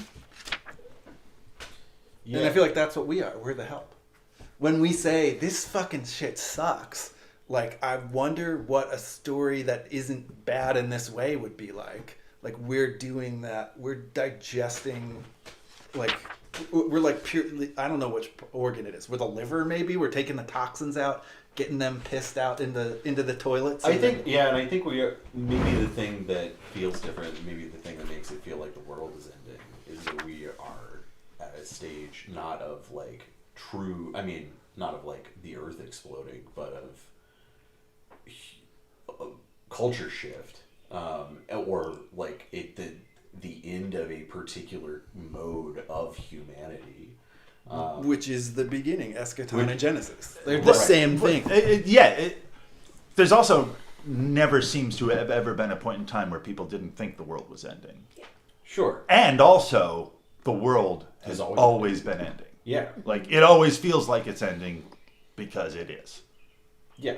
Like, we're never going backwards in time. We are never regressing in this regard. You can't put the egg back together. Mm-hmm. Like, there can I use the word progress because the only option ever is progress. Yeah. And I feel like when I get frustrated about what you guys are saying in this conversation, it's because I forgot why. It's an accumulation instead of a straight line. forward. It's a fall. A fall. It's Yeah. a constant fall. Yeah. Yeah. Yeah. And like Because you're dying from the moment you're born. Your body is just It's entropy. Yeah. But also, if you talk about a copy of a copy of a copy of a copy of a copy, there is a point at which you can no longer read the original text. Yeah, or make Like out there a are distinct like Hmm. points that along that And are that- like I mean, That's copies of significant. copies is exactly how evolution works. that happens in here, where Quetzal knows about like Allah and stuff, and he talks about the tree, right? But Yeah. like it's different, but that there's like some kernel of it that still exists, and the chrasmologic like there's references to like really vague references to things that could be from our culture, or like this iteration of Earth potentially. They're not in the same form, but they're just sort of like vaguely, weirdly mentioned and corrupted or whatever. Like copies of a copy. They don't know, like, oh, Allah's from the Bible, or like Allah's Muslim. You like no one knows. Maybe Quetzal knows that. I don't know, but like, you know what I like. This idea somehow still exists. I think there's maybe, and maybe this is opening a can of worms, but I think there's an interesting conversation about, I think maybe for a lot of human existence, and storytelling in particular was something that was in a constant process of evolution because it's like an oral tradition or whatever.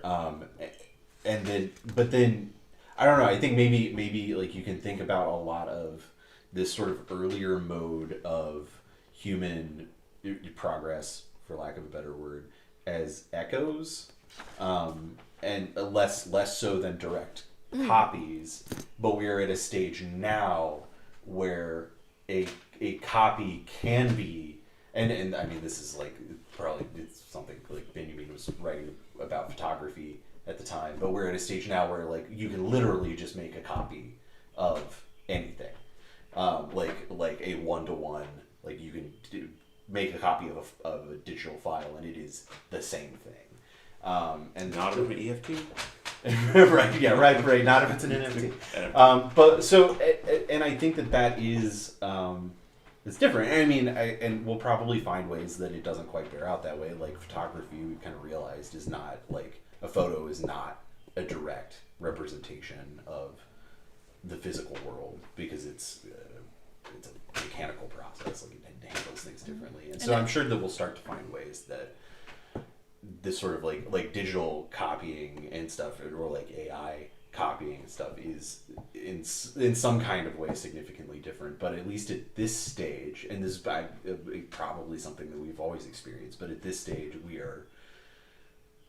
replicability is at an all-time high.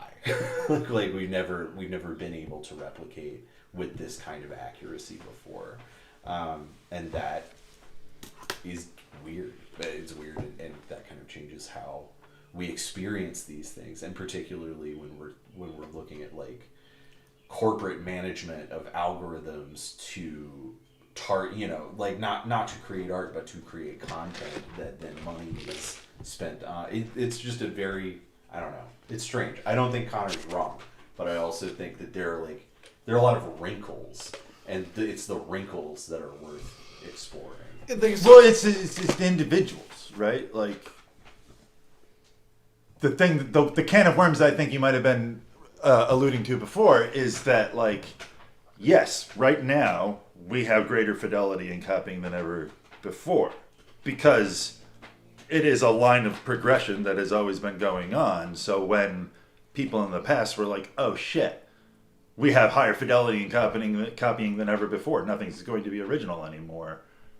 That was true for them in a way that's not true for us now, but it's still like another step in that same chain. Yeah, well, It's the same complaint that means something different to us from our perspective.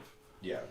So if we could go back in time and we could go to like the last century of the Mayan Empire and talk to a guy, and then we could go to like the 2nd century of the Mayan Empire and talk to a guy, I feel like the differences between the way that they have would like articulate these ideas would be significant. Well, it's To us.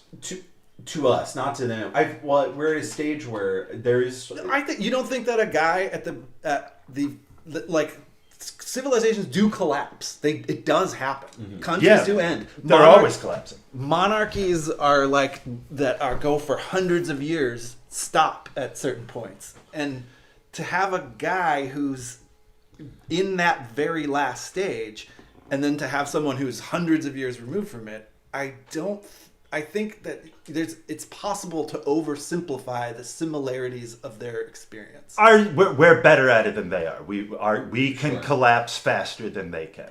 Well, I think there's an exponential, like the way that like replication technology or just like cultural knowledge or whatever, like or even just like fashion, like the way that like these things used to happen on very long arcs, and now because of how we've progressed and the spiral is getting tighter and tighter, And that might essentially. be It's a part of the pattern of collapse. Exactly. Yeah. The spiral seems tighter and tighter to us at this point because of our perspective. But that itself is a thing that keeps getting tighter and like Sure. our spiral is part of a larger set of spirals that are also like Yeah. it's fractal, you know, or at every point, like it looks individual exactly the same way that this whole thing looks individual, and they're different because they're different iterations, but like it's all there at every point of it. Yeah. But the way that a guy who's hundreds of years removed from his Egyptian civilization being over, and the way and the way a guy who's 50 years from his Egyptian civilization being over experience it, there's significant. There has to be significant differences in that experience, To the individuals. which is reality. On one level. I mean, it exists. It's there. Those individuals are. That's all the experience they have. Like, I mean, Connor, just like try to state what you're trying to state just plainly. Like, are you just saying that like all? Oh, would that I could. Is this? Are you saying that for an outside observer looking at all human history, that at each stage consciousness is essentially the same experience? Yeah. Okay. And it's one experience. Right. It's one experience. Yeah. Yeah. So that's the argument. I'm just trying to figure out what the argument is like. And so Ryan, you're saying that's not that it would be different. I'd say, yeah. That I guess what I'm saying is that it's possible to just like wash away the qualities of individuals and of living and of experience by saying that this is all a repeating cycle, but the details that make the iterations different, I think, are like they're a important part of reality. Yeah.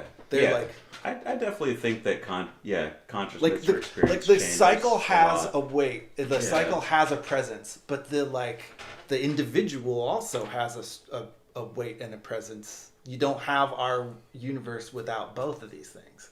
Yeah, I agree with that. I think that many people are talking about individual experience all the time. Yeah. It's not. And I feel, my frustration is I feel like we forget that our individual experiences are only unique within the individual experiences. Yeah. Like they're desperately unique and Yeah. to you. Right. I think that the word "only" there is like where all the disagreement applies. Like what I sense from the world only, I think is different from what you intend. Maybe. You know, like when you say it's only this, I see it being like tossed into a pile of many other things, and I say, but I don't. That they are your experiences require that they are important to only you. If they're important to me, they are not going to be important to me the way that they are important to you. They're only important to me in the way that they relate to all experiences, and specifically my experiences, which are only important to me because they are mine. The more we have this conversation, the more I realize that there is no fidelity in communicating our experiences to each other. Yeah. And like, None? yeah, I mean, none. I feel right now in my experience, right. I totally feel No. none. No, I've been there. But I think the reason that we all get together and talk about this book is because there's something in it that penetrates the none. There's like some... Like And it's vitally important that we don't forget that like what I'm experiencing right now is true is also false. It's false from... I mean, false is a strong way to describe the only thing anyone can know. Oh yeah, and that's vital and beautiful that anything you know is false. I'm sympathetic to this argument. Yeah, I have no problem with it. Yeah, I just think it's an emotional argument. Mm-hmm. It's like about... Yeah. Like part of it is about like... I mean, it's like that thing of... I have a friend that studied astronomy, an old, a former acquaintance who studied astronomy and was like, I like astronomy because it really puts into perspective how small and insignificant and unimportant all the bullshit on planet Earth is. It's like, that's not like I've studied the facts and I've determined that human life is insignificant. That's not a conclusion, that's an assumption. And that like the decorating that assumption with like science to make it feel good. I mean, you can also do it with philosophy or religion or spirituality, however you want. But I feel like it's like kind of a separate thing. This like desire to diminish our world into meaninglessness. Which is not what I'm trying to do. But it's in the mix somewhere. I don't think I don't see it. I don't see that at all. Right, but I hear it. That's what Mm-hmm. I'm saying.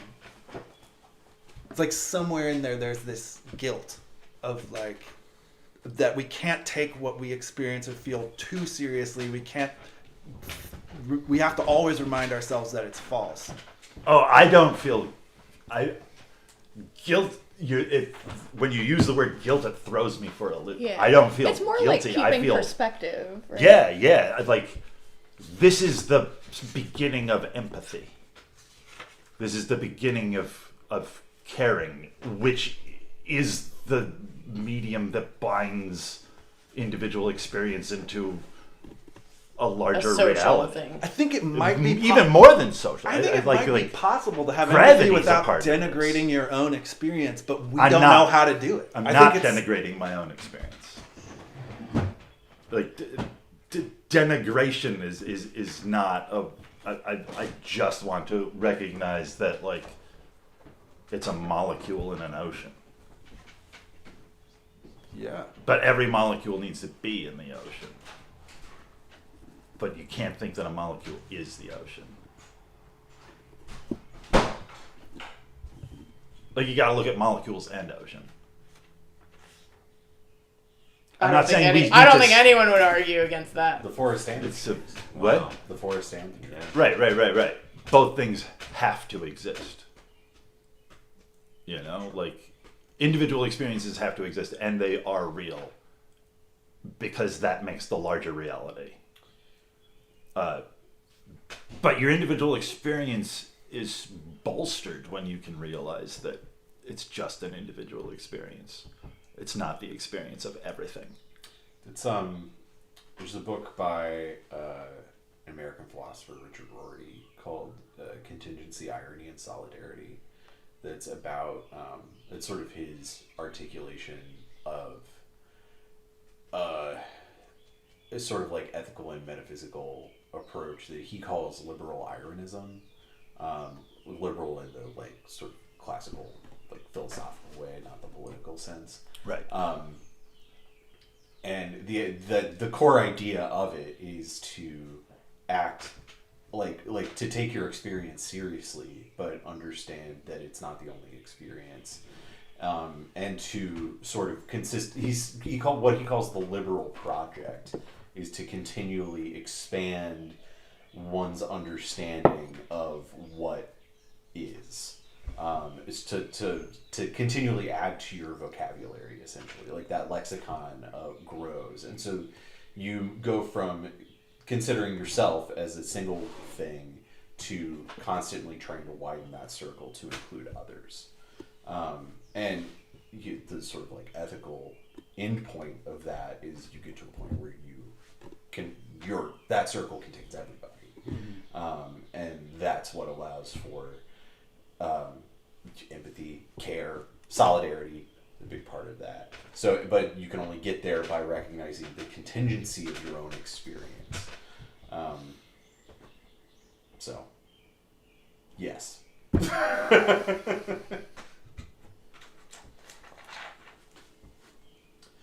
Some people get really mad about liberal Arianism, though. They think that it's not possible metaphysically. Why? This sort of like acceptance of one's own experience in an ironic way, in a way of understanding, like both acting as if your experience is objective to some degree, but then knowing that it isn't. Mm-hmm. That's like a philosophically like very knotty problem.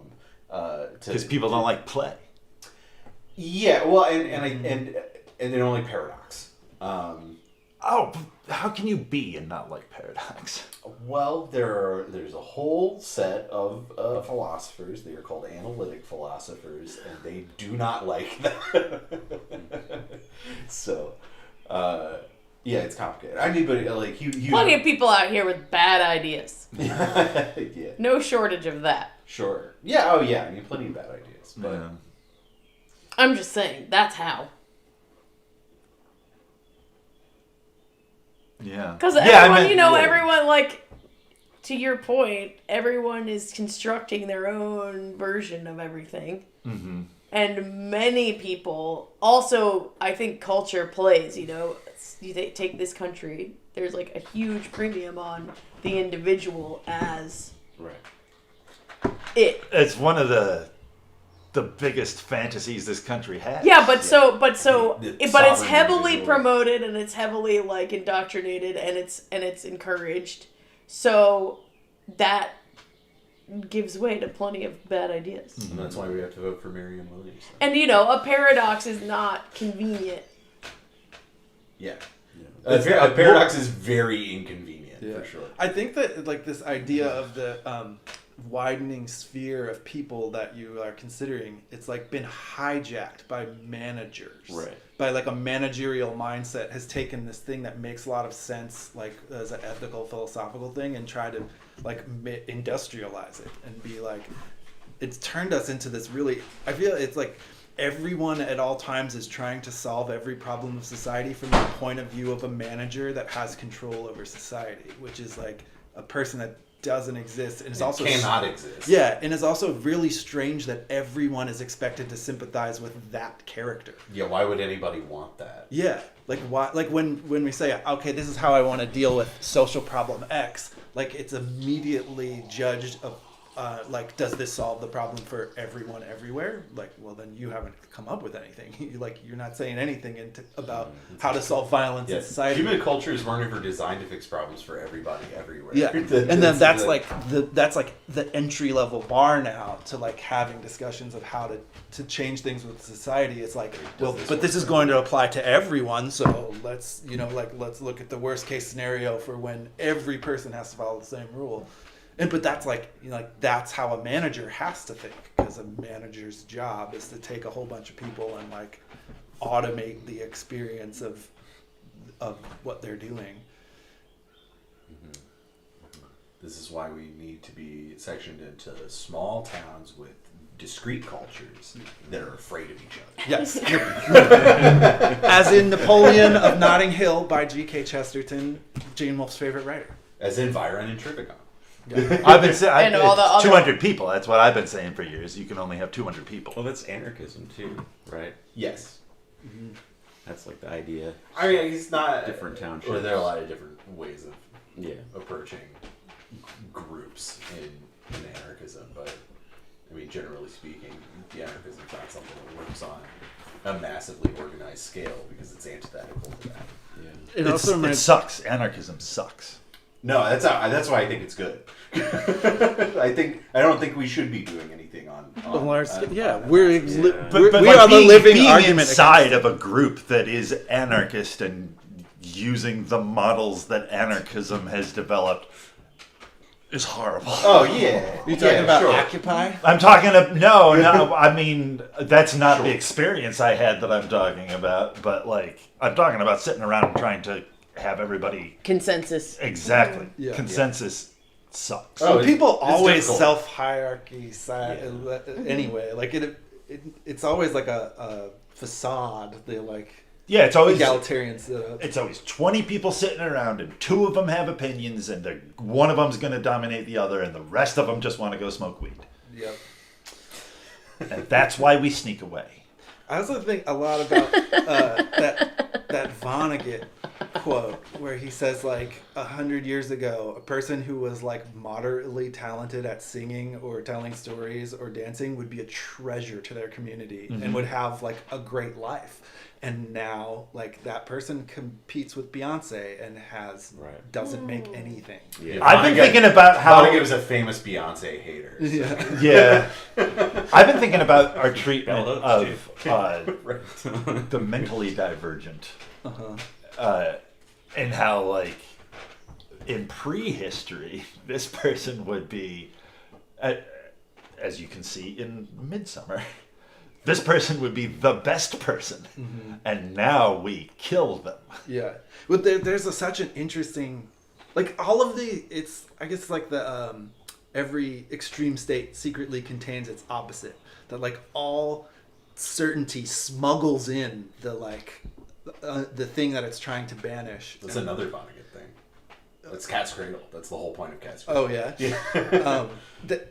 That like we've got this destigmatization of mental illness, and this is I feel like a quality thing of like my perspective of being in a very specific time. Like I don't think every time would afford this exact phenomenon being as clear as it is now, but it seems really clear to me that like where a couple decades ago you have someone who's like neurally divergent or whatever, and they can't do a lot of jobs. It doesn't work. But a job they can do is go on stage and be a fucking maniac and get people excited and have like an entertaining night. And so like I feel like there's a certain amount of people whose like treatment, like society treated the mental illness by having special jobs for certain types of mentally ill people. And like, yeah, go back far enough, it's like Prophet. But then you get closer and it's like Rockstar.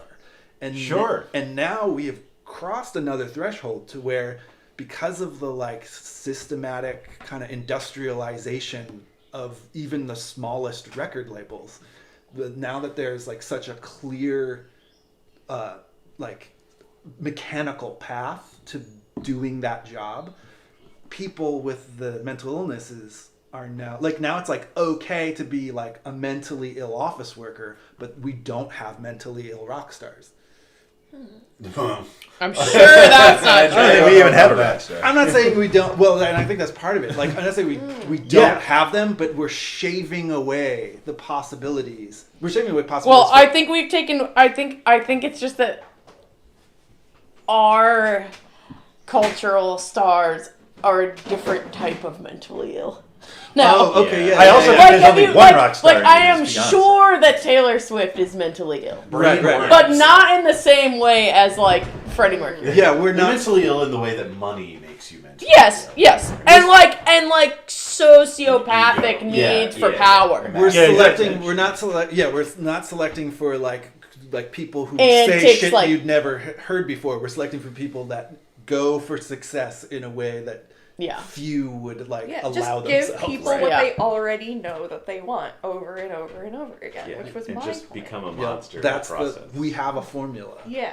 And the people that are, you have to be a certain type of Except insane. that is like that. A Well, lot of I guess people, I not can't say everyone, that that's not a lot of working for people don't Beyonce. want to but- be challenged by the art and books. I mean, art is books, but don't want to be the stories. The Right. stories that they engage with. They don't.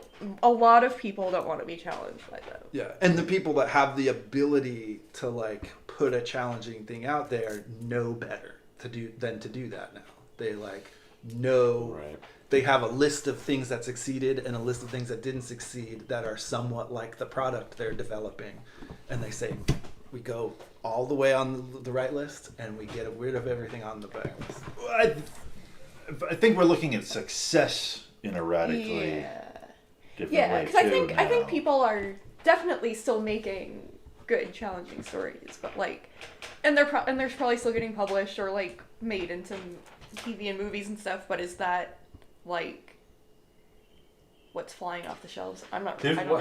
Maybe. There becomes a sustainability issue that I think that a lot of artists have to deal with now in a way that is maybe new. Which might explain why everything is a fucking fantasy series now. Everything is a trilogy or like... Yeah. If you could sell 3 books, then that's especially 3 books that could maybe get a movie deal or something, you know. So things get created. Or it's interesting with Succession, which I feel like was a great show and a great attack. I haven't watched capitalism. half of this season, just so I won't talk about it, but I've watched 2 episodes. all I'm saying is the that the whole thing, it's great, but it's all bundled into the perspective of the wealthiest human beings, and I feel like that's the way it was like able to be sold. Right. Like you could tell a similar story from like. Well, there's an appetite for like King Lear is the story. Isn't well, it? yeah. Right, So- exactly. Yeah, going back to like it's like the same story. But I mean, it's also like that's what's the how one? the artist sold it, was selling it as the perspective of wealthy. Well, it's also like individuals. White Lotus or whatever. Well, Right. there's You know, exactly- but it's like, Yeah. but but it's but also- the danger of that is that you have something of like a challenging narrative, what but I'm it's trying to say. couched in this thing in such a way that a lot of people still watch it and are like, Man, it would Cool. be so damn, cool to I be wish rich. I was Yeah. there. Yeah, Yeah, exactly. That's what I'm trying to Like say. those the same- horrible monster people. Well- I just like want to be them. But it's because snuck people in there. watch it. You're fired. Like Right. it looks great, and they don't do anything else other than watch it. Right. Right. Right. Or they just get. Well, that's caught what up- I'm saying. they get I'm caught just in the saying it's not- yeah. stories of the people. Yeah, no, I'm you know? agreeing with you. Yeah. I'm trying to support what you're saying. They Yeah. bathe their eyes in it. Yeah. So I guess Yeah. the point I was trying to make is that it's not that there's not like groundbreaking art being made and published stuff. Arguably, my own magazine publishes some interesting groundbreaking art that is totally non-commercial. This is gonna be my point. Like, But like it's tough. Artists are in a position in our culture now where the only way to make that a sustainable you can always make art for yourself, and that's not an issue. And art will always be made on an individual basis for single people, small groups, that kind of thing.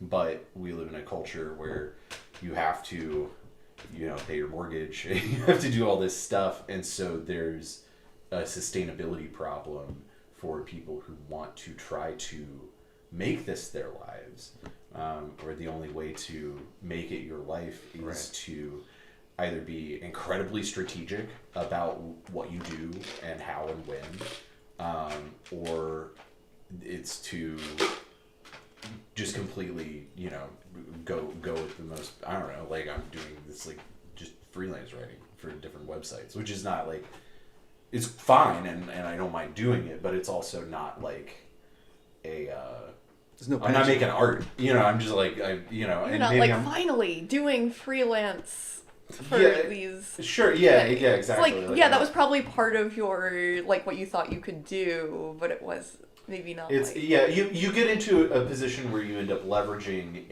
a skill set and a craft in order to generate income, and exactly. and the craft part of that is important and necessary and useful, but it's also It wasn't the art you were it's trying not the to art. make. Yeah, it's not. Yeah. The craft and the art are different things. Which is why people should never think that they can make a living off of their art. Agree. The terrible hard Ian agree. MacKay gave a really great lecture about this once. Like, you don't make a living off of art. You make a living off of the business that your art generates. And the second that you want to make a living off of your art becomes bad. It's not art anymore. Yeah. You know, like Yeah, I don't it think gets you're not gonna get much argument in this group of people. Certainly not. But it is like, I'm certainly not gonna argue with that. But it's also very frustrating because I have to have a job that I don't like, so that I could sustain. I think it's the more, art making it's more hyper that is now. that is I very feel important. like to me. artists could kind of eke out a little bit of a living before, but you Well, I mean, can't. there's- It's hard to scrape by. Pretty But tough. I think that there was a thing that would happen, and still happens, of like an artist gets successful, and we stand out here thinking they're successful from their art, and they're inside of it being like, all of this business is ruining my ability to interact with my art. Yeah, for sure. Yeah, And although they're not at all like successful artists in their own mind. I think most of those most of the people who become successful in that way, commercially successful in that way, are just after that though. Perhaps Beyonce looks fucking unhappy to me all the time. She and No, seems to hate No, I her think husband. because it's know misery. that her parents were abusive. No, it's misery. It's misery. My new theory, just starting to talk about this, but my theory is that Taylor Swift hates music and hates being. I mean, this isn't It's even a just a theory. You can job. see it. That she just does not like music. Well, but she's also a product of Nashville, which is a total. That Yeah, is she got into it the when she was most like mechanical. 15. I mean, There's all the most- these people have abusive parents. Oh, Yeah. totally. Yeah. Look Yes. at Michael Jackson. Yeah, He was designed by the CIA. Oprah said. I believe that. Yeah, that's Oprah's conspiracy theory that Michael Jackson was designed by the CIA. I And like. they paid off his dad. I'm an Oprah fan now. yeah, to the 100%. end of to what end? To sell coke? to Like what? control society. And then And It worked for a Patricia. while. yeah, and then he went rogue. I think No, that you that- can't make that kind of. You can't design a monster and then not have it monster. Yeah, exactly. Yeah, he was broke, made to be broken. Yeah. Essentially. Is this MK Ultra? Is this some MK Ultra? MJ Ultra. MJ Ultra. There it is. It was right there. It was Yeah, right there. I do think that occasionally something catches on and becomes famous, but then it becomes a mess. But then if you want to, but then those people either like you see this all the time too. Those people just like stop. Yeah. Like you just You hit a point with it where it's you I don't know. You're like, okay, that's good, and then you stop. I just watched this like 2.5 hour Or you're a psycho, like YouTube like Taylor documentary about there's this You just keep going. there's this Estonian game developer. They made this game called Disco Elysium, which is my favorite video game ever. Really? Yeah, it's fantastic.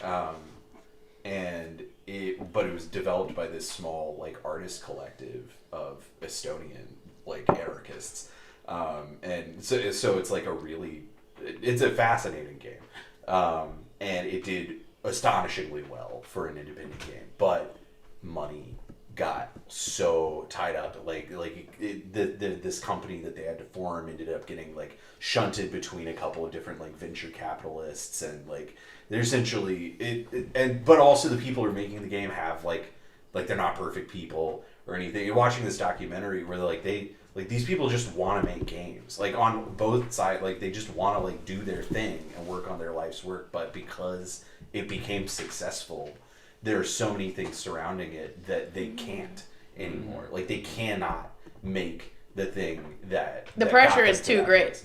Yeah, it's just impossible. Like having that kind of breakthrough moment in something that like is genuinely yours and that you created not to make money is like it's terrible. Like it's a terrible thing to happen.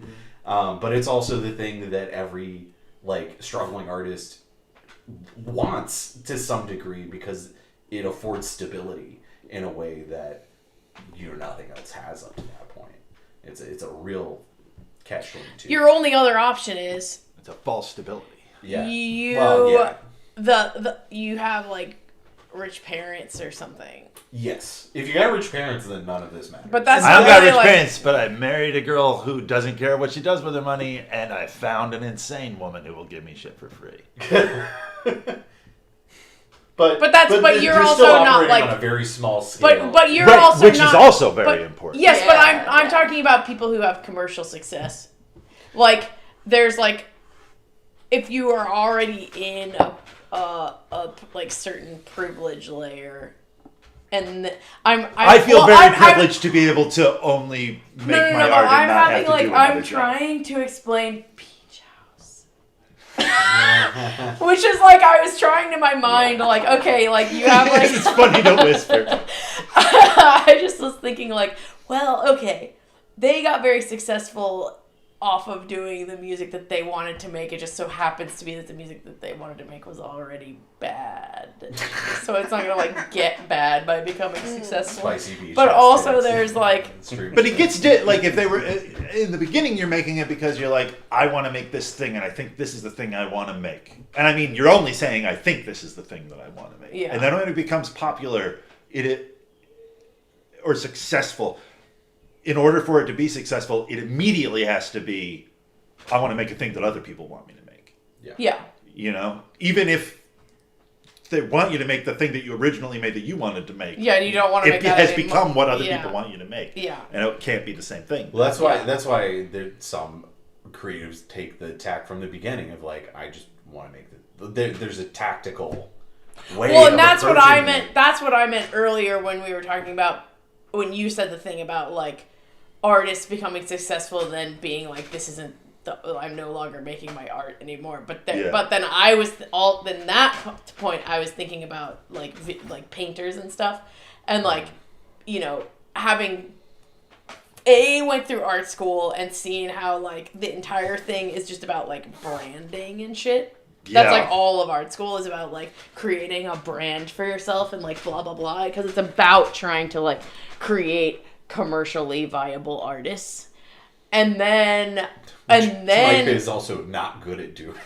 no, but that's but they have to like have that in the programming That's how they sell so to that parents. yeah, Right. but and to the students too, because a lot of those people are into that shit when they're there. They like it. I mean, I fucking hated that school, everything about it, but a lot of the people who are there like it. Most of them probably. Depends. I feel like but- British didn't do that. They just were like, we're going to take these assholes off of society's hands for a bit, and then we'll release them back. But most of those people seem What was like the there's more tuition? What was working the year? artists What from was the there yearly than there was tuition? from Yearly Micah. tuition. $10,000. Yeah, different thing. Yeah, maybe different. things. Because when I went there, it was like 30 something, Oh, yeah. No, I And now would it's say, more like like, and now it's like 50 something. our school was barely trying to pretend to be an art school. Yeah, but anyway, We were just a wait. prison. So anyway, and then I was in like I've been since then in the still in the kind of like art world, art industrial complex, and you see spending time in like rich people's houses and stuff. You see, and museums to a degree, you see like these, artists are on the rise, blah, blah, blah, and people are like collecting their art and blah, blah, blah. And you really have to be like, maybe just barely like represented by a gallery to know what the fucking deal is. Like, you're trying, if your purpose is to be doing that for a living, what you're trying to do is scheme and blah blah blah and like find a way of making things that that rich people are gonna like and want to put in their house As tax shelters. as tax shelters. Yes, but you have to get them to someone to like. Well, actually, maybe you don't even have to get someone to like it. You just have to get someone to agree to push it. It has to have some kind of quantifiable worth for. Well, you have Marketability. someone has Yeah. to be able to push it. Yeah. For some reason. gotta be marketable. But my point is, I don't think that most people who are trying to like be artists, commercially viable artists, are not, that the point is not like fulfilling their own artistic desires. And Their that's- point is to be able to like create a job for themselves Yes. that isn't in an office. And that's like Or in service. And while it's cynical, that's maybe the healthier. I mean, just It's not. making art for yourself. If you're trying to make a living, it is maybe healthier to be a little bit cynical about it and strategic. And then you kind of just. I'm not saying it makes you a good person. I just want to get rid of the judgment of healthier. It's different. Sure. It's two different things. Sure. Well, you I also think you have could to. say it's you more also, intelligent. It's healthier. Both of if, them are equally unhealthy, it seems. It's healthier if you don't give a fuck about art. Right, you got to Yeah. destroy your humanity in order Right. for it to be healthy. Yeah, if you're I mean, you have to just be like, yeah, I don't give a fuck about art. This is like strictly, you know, I'm like Because a you're technician. choosing one path over the other. Where like one path will drive you insane, so you have to like the path towards commercialism will drive you insane. If you get successful, If you care about art. If you care about Yes. art. When you become successful, you will become insane. So you have to like have a more like if you don't Reality. get into it, you don't lose. Yeah. You lose your sanity probably, but Yeah. you don't lose your connection to your work. And if you are like break through with something that's actually really meaningful to you, you run a high risk of. yeah. My point is like that doesn't really happen. I don't think that like it happens any commercially sometimes. successful artist has any like connection to their work. I think that it's like a weird, Typical, like really. it's a weird like they don't lose optical. it, they never have It's it. an optical. That's exactly what I'm illusion. saying. Yeah. It's an optical illusion because there only has to be one breakthrough of this like genuine phenom type like every couple of years in any medium for us to kind of all believe that it exists as a possibility. We're never confronted with like the scale of failure in the arts. We don't have any way of knowing how many people's thing didn't work, and we are kept like in such a distance from the role of marketing budgets in art. I honestly think like one of the main cultural functions of the music industry is to launder the idea of meritocracy for the culture as a whole. Certainly, Is that like that's a fiction that keeps that whole industry spinning. and it's like you can't do it as well in other industries as you can but in music it's like stalwart. Like you can keep selling to teenagers the idea that like if you're really really good, you'll make it. It'll come through eventually. And if you're really bad, no amount of marketing will help you succeed. If you're bad, we'll know. But that's just our hope. There's like none of that is based on data. That's not a conclusion. It's all an assumption of like, it's what we're trying to get out of the thing when the people that are actually like doing the math and working the numbers they have the complete opposite point of view. It's like nobody at a record label is going to be like, well, we could save money on pushing this Beyonce record because everyone's going to get a Beyonce record anyway. Like no one would make the suggestion to promote something less because it's good. Like you won't get you get fired for saying that. Yeah, the machine don't sleep. Yeah, but I mean, and also with followers and stuff. Like we all know that you can buy followers and that they're fake, but the effect of someone having 100,000 followers still obtains. I mean, it shows a commitment to whatever it is they're trying to do with those 100. Like they spend money on that. That's how you something. attract- They're that's it. willing Well, to that's- spend money on. Followers are how you attract advertisers. I mean, that's the whole like TV model too. Like this TV ratings Right. only matter to advertisers. And TV's an interesting one to bring up because their model has fallen apart. Yeah, Like they do not know what they're doing. They don't know how to get people to watch, and when they watch, they don't know how to get money for it. Like yeah. television they and really movies fucked up. is going away. It's just all going to be YouTube in 5 years. I think so. Yeah, Except that YouTube's only going to exist for 10 more years. Right. there's been so many times in like the last year or two when I've been talking to someone and the conversation goes somewhere towards music and I find out that the person I'm talking to does not use anything other than Spotify or YouTube to listen to music. So if I'm trying to tell somebody, oh, you should listen to this thing, or here's where you can get this thing, or oh, you want to hear something I made, here's some places you can get it. Like I've encountered, and this is like young, I've talked to a teenager like this, and I talked to a really old man like this the other day, where it's like there's this shift in ways that people listen that is so profound, it's like staggering. Yeah. It's like I've always felt like my music was really easy to hear, and now I keep meeting people where it's impossible for them to hear it because they They Yeah. only go to Spotify. I have that same, like, just at work, you know, like, I talk to an accounting professor or something. It'll be like, oh, like, you look like you play music. That happens a lot. And they're like, well, you know, tell me about it. Like, where can I listen to it? I'm like, well, Bandcamp. And then I have to explain to them what Bandcamp is. And MP3s. Right. And then- There are people who they're don't just never- touch an MP3. Yeah, they're just never going to do that. Yeah. And it's like, really, the only way to get it out there is to have it on this platform that is built on fucking you over. Yeah. There's, I mean, it's a terrible paradox. I wouldn't touch Spotify with a I don't. 10-foot pole. Yeah, I don't use It's Spotify, so but I do listen to music on fucked YouTube. up how I have- Spotify is so allowed to fucked. do what it does. I got a. And to that point, like so many times, like but also like all of my fucking musician friends listen to shit on there too. It You know what I drives me mean? up the And I'm fucking like, wall. what? Like what? I can't believe. Like to me, it's like a non-starter. Like I wouldn't.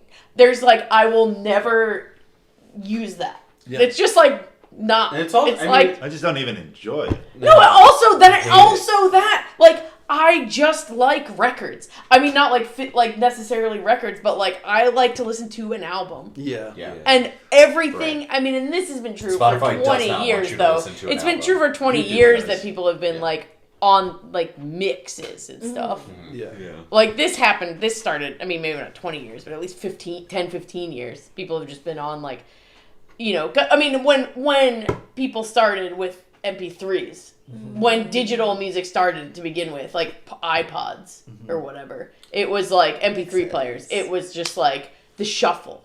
And I always hated the shuffle. never There's did. like nothing I hate more listening to music than a shuffle. I hate that shit. Because you don't, it's like, I want to listen to the thing I want to listen to. I don't want to like, it's like, you just don't know what song. Like, it's just not a really random jarring. mix It's a of radio. songs. Like, There who is- wants that? It's like insane to me. They that want to have a someone radio wants station that will only play the songs that they've programmed into it. Yeah. But like, if I had a radio show, I would be playing songs that like go together Right. in some Right. kind of way. But it's just like the total Well, that's why they random got nature they of got it. That playlist creators Yeah, you gotta now make a on playlist. Spotify. God, which I hate gone too. I fucking hate that too. God, yeah. I hate this shit. I just want to listen to a whole record. sucks. I Well- just want to listen to a whole record. Every once in a while, maybe if like it's a late night drive and someone else is driving and I'm trying to keep them entertained, maybe I will like play songs. But I'm choosing them on purpose. But it almost never happens too. I'm talking about like once every 2 years I do this. But it's like generally speaking, I just want to listen to a record. Yeah, Like well, a whole there's- record. The thing with musicians is that there's investment within that system because it has worked for some people. It's this very convenient. But I don't The even think vast that. I don't majority- even think it has anything to do with that. I think it's just entirely about convenience. Well, yes, Only. Yeah. I think It's but- just the easiest thing. But I think that some musicians justify the convenience by I know people who've like their band got a song on a playlist and they're like the amount of attention that they started like they were able to tour lucratively because they got on a Spotify playlist.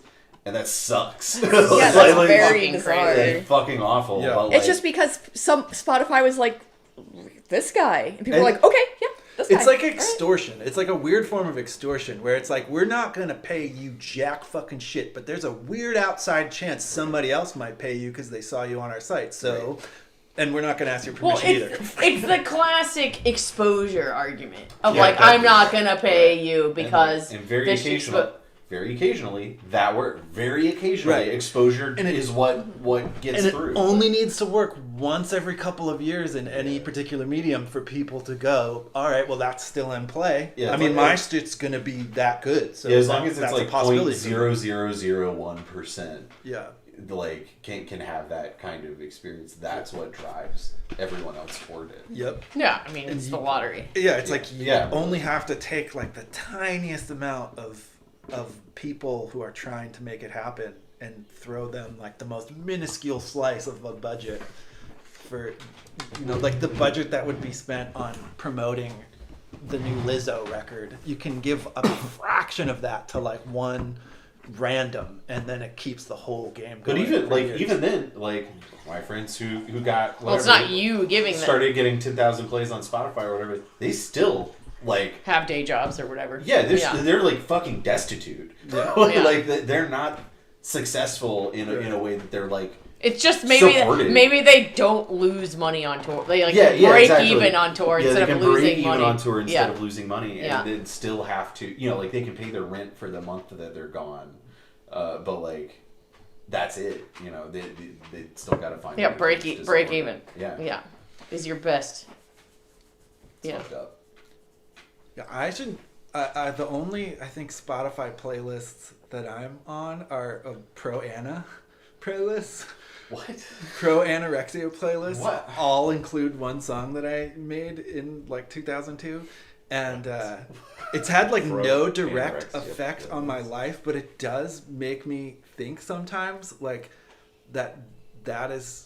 Like if I was a smart person, that would be like a lesson, you know? It would be like Start making more Yeah. songs about eating disorders. yeah, it's like oh okay, so the like of all the things I've You done, gotta do it. There's like a niche thing. You have to like appeal to a niche community. yeah, like and that. it needs to be a niche community is that definitely that other Yeah. people aren't already like camping out on.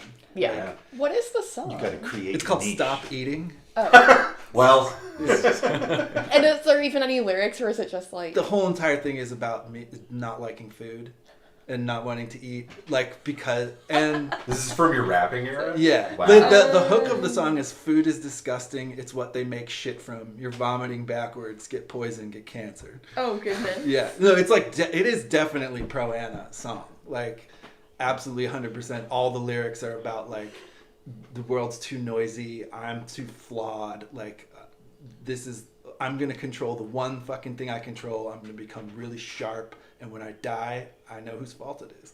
Like, Oh It's my like- god. it's like there's like no metaphors. There's like no artifice. And I wrote, and one time, like I wrote it and I played it all the time. It was like one of my favorite songs to play live. It's for years I was playing it, and I think one time somebody came up to me and was like, "This is so you can't fucking do this." It was in Florida. It was like this girl in Florida was like, "What the fuck?" And I was like, "Oh, this is a thing that I did. There was no song about it that I felt often." There is no song. I No, felt- but it's true, and I Yeah. feel that way a lot too. And I'm not like, Yeah. I eat several times a day, but every time I'm like, stupid. I'm gonna go finish my cigarette. It's like that's what art is for. It's for like that feeling you can't find other art about. And yeah, and then I didn't think about it. Like, haven't thought about that song for years and years. And then suddenly, like when fucking Spotify became a thing, I was like, am I on there? I looked up, and that was like the one thing I learned was like, oh, the people that are finding me on Spotify are people that are looking for more art to like justify their own eating disorder. It's like, like when we're talking about like you need to decouple your art's value from like your business's value. Well, I think it happens so much now with the way internet culture is segmented things. So you've got these hyper niche areas, and you give people who totally just like build careers on, and a lot of it ends up feeling kind of like a grift, basically. But they build their career on catering to this niche audience, like happens in fan fiction, like a lot of like this fan fiction that rises to the top. That's like this is for people who want to fuck wolves or whatever, and like, but that's what they're doing, and it's working. Or like, I don't know, like Chuck Tingle, like writing all of his insane like gay erotica, but that like people buy, like they want those it. real books. Yeah. I think a lot of them are like more like short stories, but he'll release them like one at a time as like digital editions. I've Isn't seen there like a covers. genre of fiction that's got a on prop. that's only on Amazon Kindle of dinosaur fucking? That's Chuck Tingle. Yeah. Okay. So yeah, like people find that they'll find a niche and exploit it as much as they can. That's what they. Because it's smart. It's like the intelligent choice. That's if you're trying to make money. Yeah, absolutely. Yeah. Which on like at some point everyone, I mean, unless you're talking about like kids who are set from the get-go. Like everyone is. The money has to come from somewhere. Well, you can also just fail. What's wild is that there's a That's what I was doing for most of my life. You can also put it on a credit card. there's a new grip. That's failure. Chad Focus. Chad Yeah. Focus. Chad Yeah, Focus is Chad- completely like no. I mean, he went to jail for like a bit of couple a year. years. Yeah, I don't know. Yeah, Something like it that. wasn't very. Wasn't not that seemed long. very long. Yeah, and now he's back out and like doing his shit is amazing. It is so Who psycho. is this? I don't know. What Chad Focus. Do I you don't know who remember? it is either. Do you don't remember Chad? He's a Focus? Baltimore rapper. Can't remember what I don't know. He's a Baltimore rapper who worked for Agora, and he like a publishing conglomerate that's Wait, that's located here. that ran afoul of the Russian mob.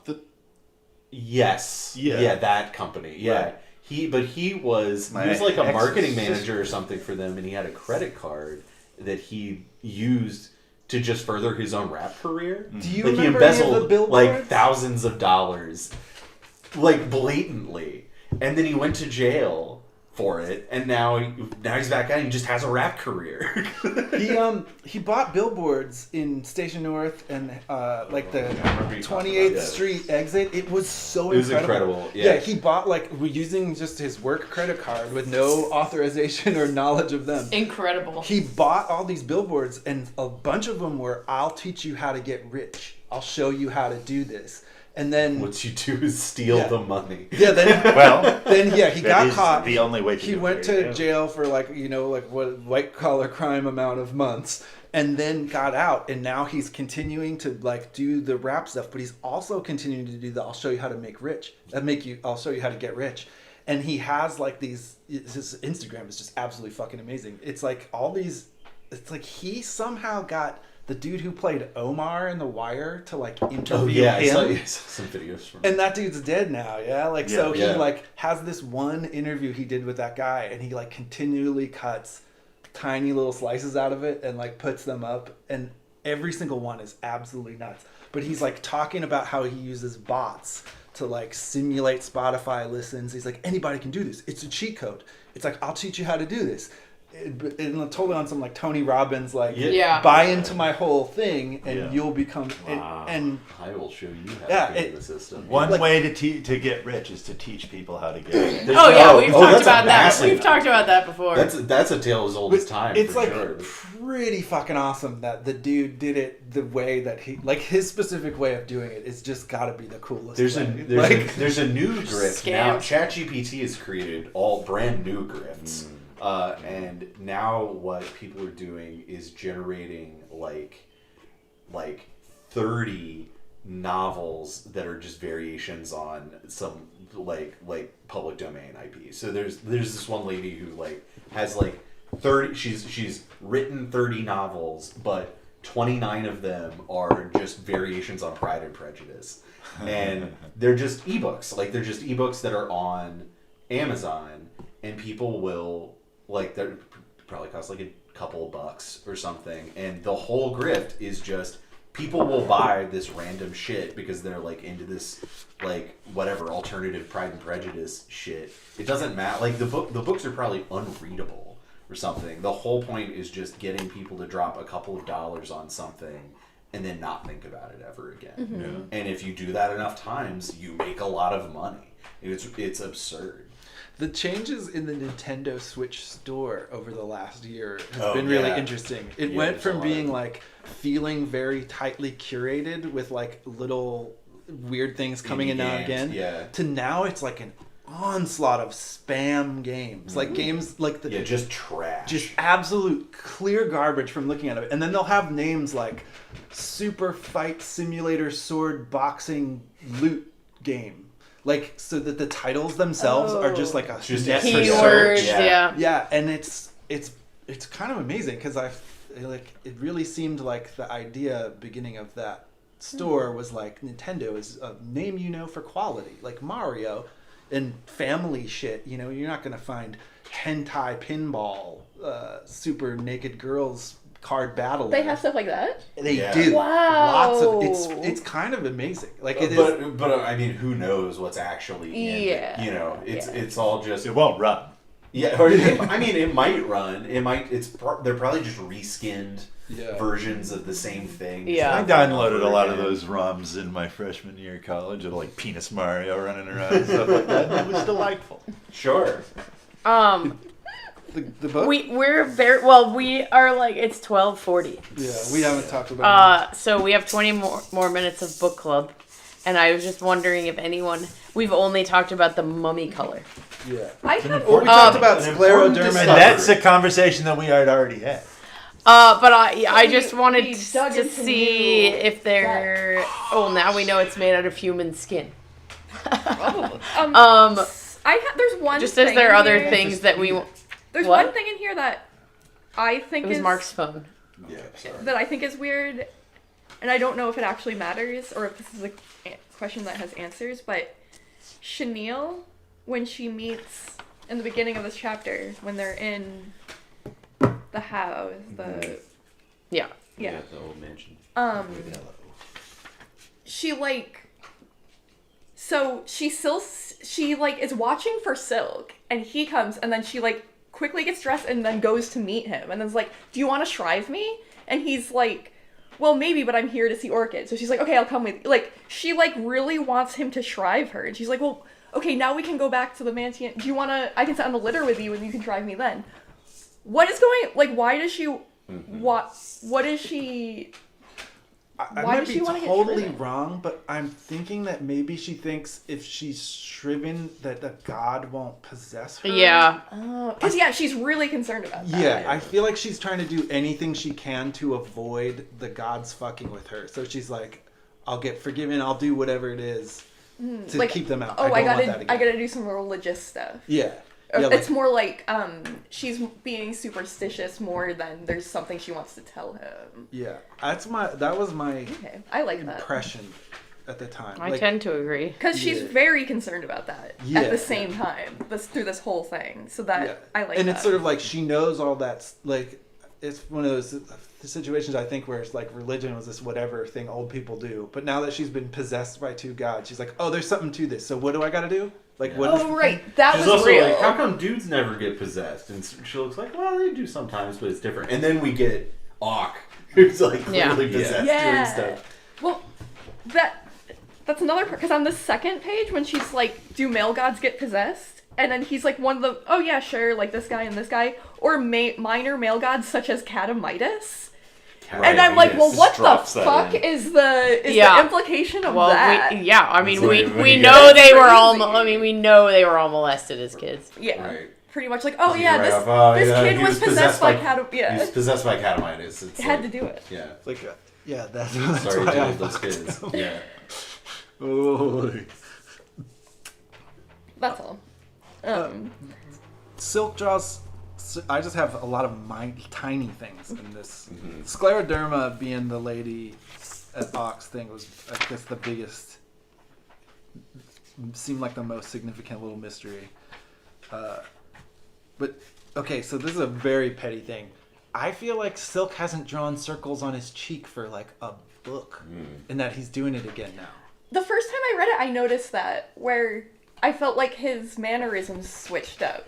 Like, I forgot. When I was reading this one the first time, I forgot that he was drawing circles on his cheek, because he started, like, rumpling his hair or something, and then he drew a circle on his cheek, and I was like, wait a minute.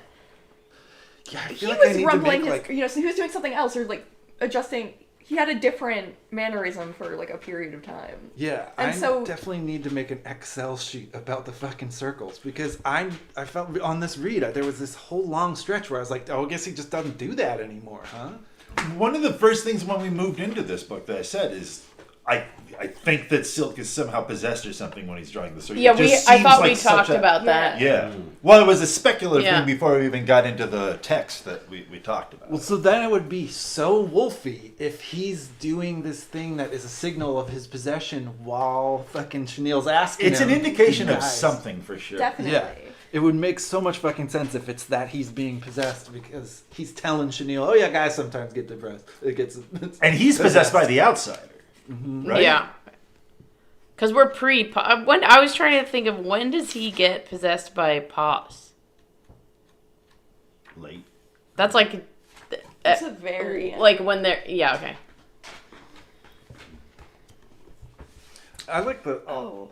Good. It's something about. Oh, no. Where no, is no, that no. part where No, no, no. he's Never mind. drawing circle? Where is that part? I have it underlined, but I won't even. I remember when the first time I was reading it and that was introduced, I was like disappointed in Gene Wolfe because I don't. It felt like, oh, we're several books in and now you've just given. It feels like something that like Hardy Boys does, where it's like my character just has a completely new thing generated out of nowhere because I had that idea between these books, and I don't think that's what's happening. Oh, it's when they're in Orchid's room. Yeah.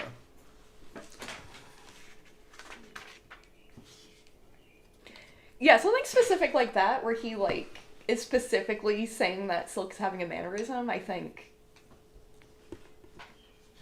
I mean, it's Gene. Come on.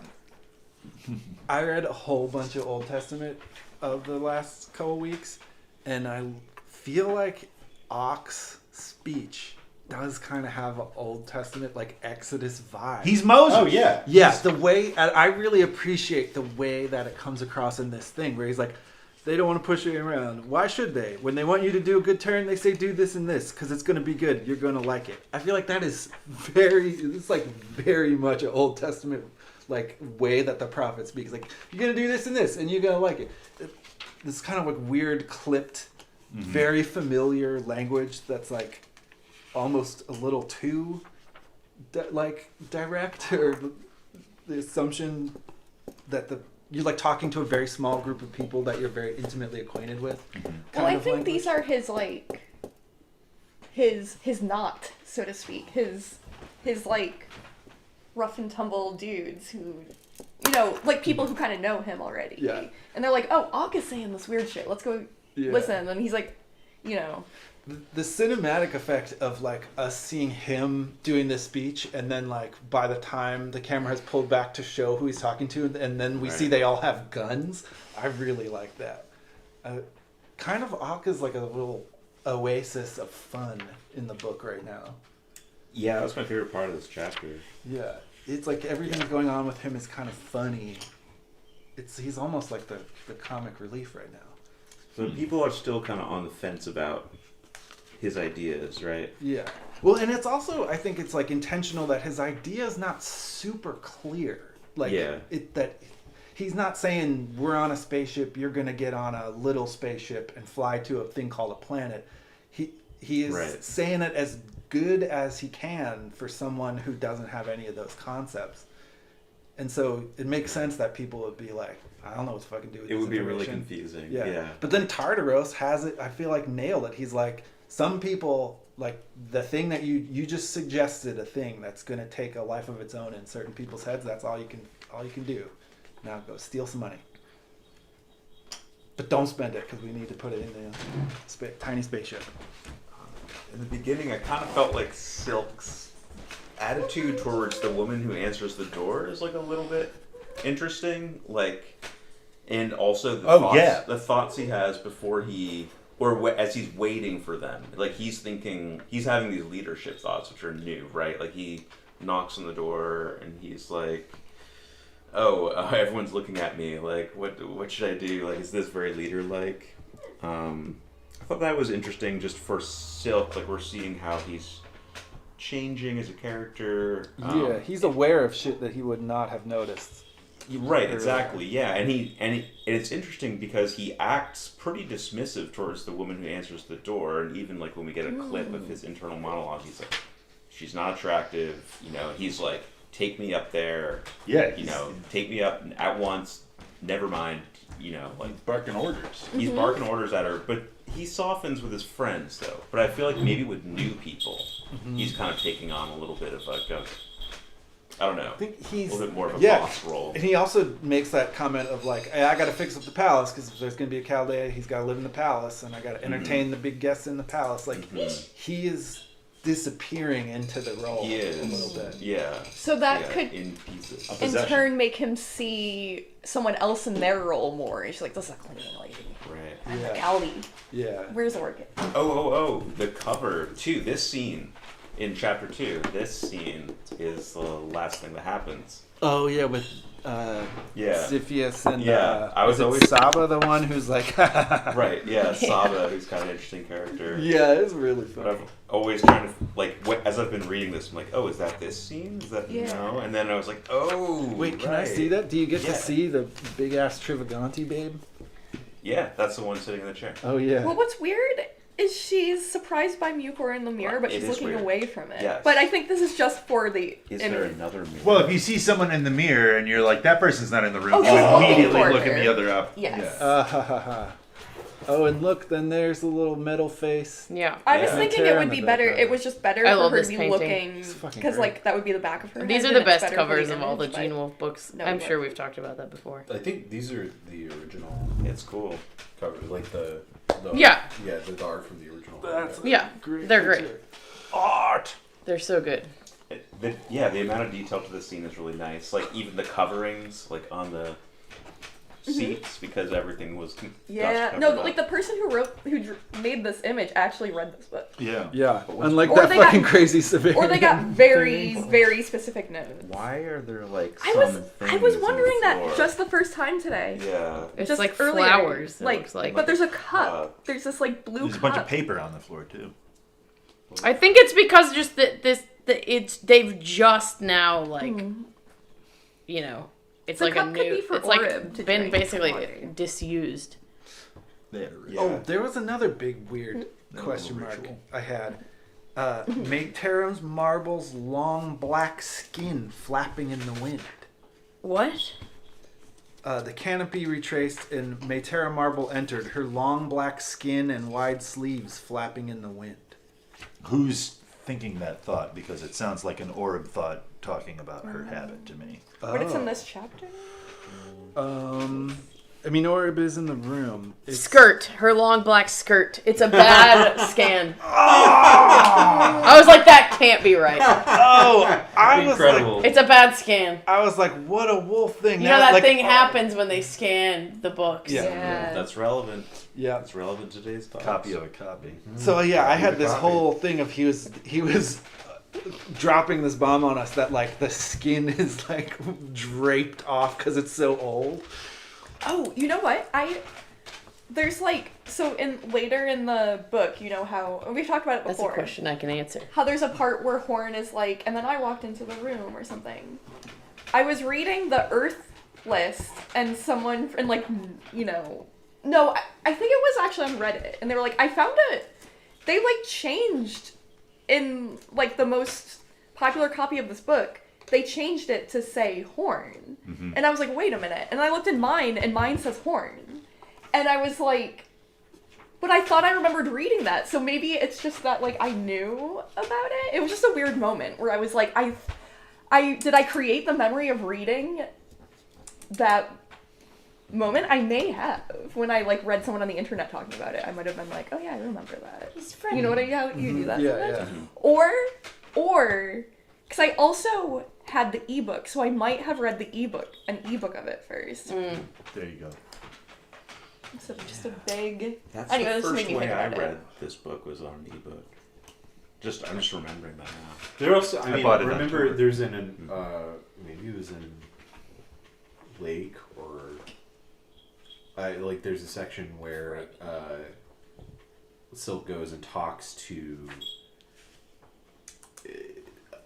one of the Sibs, and it's like it's kind of a sexualized like scene, and then but in the version I have, which is the first edition, it was Rose, like Maytera Rose, which was very strange, and we were like, wow, what does all this mean? And then but then in y'all's versions it was changed to Marble, Yeah. I think. Yeah, I remember. Yeah, there's this. one where it's like mint and one where it's mint. Yeah, which like, Rose or something. you know, I mean, like things changed. That it was probably a mistake. Like I don't think they would have changed it if It was in a dream sequence. yeah, it was a Or dream something. sequence. So So those are you know, always changing. definitely editions will they'll make modifications. I can't touch it. I think that people actually use it. I mean, he can touch it. I'm making up rules. He can touch it. I'm not here to make anybody do anything. Especially not a cat. Did we get through it? Yeah, this is like a plot. Yeah, this is Yeah. sort of a Yeah, it's not too much of a. moving pieces. Yeah. kind Yeah. of. There's nice little bonus things, but I feel like they're not like cutting to the heart of the mystery there. Yeah, this was just moving things along mostly. Classic chapter 2 shit. Yeah. I do like that speech by Ock is pretty I awesome, I little really like- compact little thing. I like the Ock part a lot. Awkward. Yes. Awkward. In the direction of Awk. I thought this Saba conversation was a little tough to ground myself in. It took me a little. If it just starts with that conversation, I wasn't sure Yeah. where they were for a little bit until I got to the end. I don't know. I guess there's an observation I have about the writing. Right, like this is a little like abrupt. How they're like, oh yeah, we're gonna go to like Yeah. Chaldee's palace and have like a dinner later. Mhm. Now we're here. No, that's not the dinner yet. But we're just cleaning up the Chaldee's palace, and now we're here, and Saba's here. And Exactly. Yeah. All of a sudden, you're just with Saba. Yeah, so we have Saba, Hosan, Sagada, Siyuk. Siyuk. The chapter's named after Hosan. Yeah. It's kind of interesting. It's like a Sagada sounds Spanish to me. Hassan sounds vaguely Arabic. Yeah, it is. Well, they're all, right, and I mean, I think they're all. Spain Arabic. was occupied. Right, yeah. The Moorish, Iberian, Yeah. Spain. So it's like and then we've got all this Egypt stuff. Like we're getting a syncretic, like amalgamation. Byron is very Spainy. Yeah.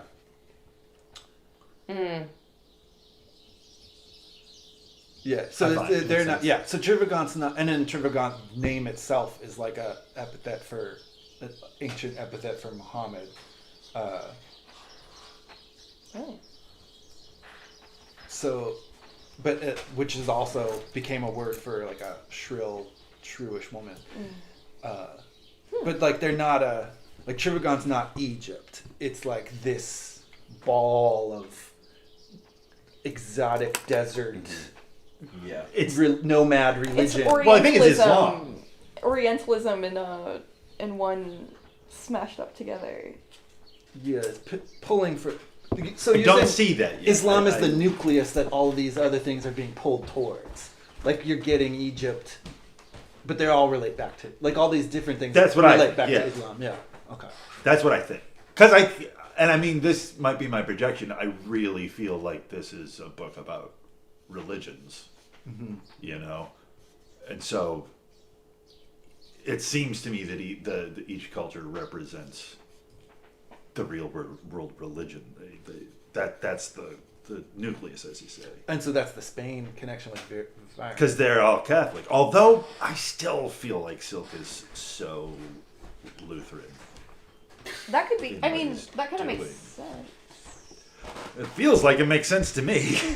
It'd be interesting if the idea is that in the same way that like the gods who are fighting each other are ultimately doing work of the outsider, if Wolf was putting forward a little thesis about Luther in the same sense of like this disruptive guy who comes and who like finds all these problems with the church is a part of the outsider's workings himself. Mm-hmm.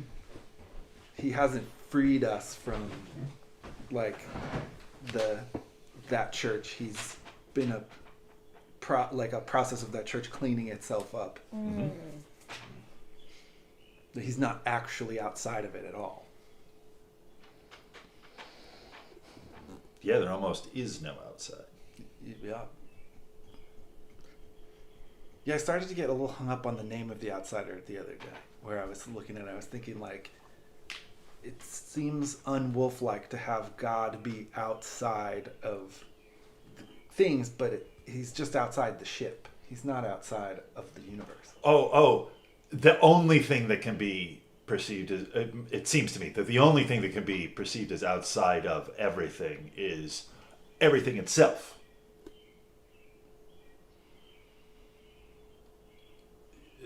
this isn't Because landing. everything else is inside of it. Right, it is everything. That I So the understand. only way you can look at all of it is outside.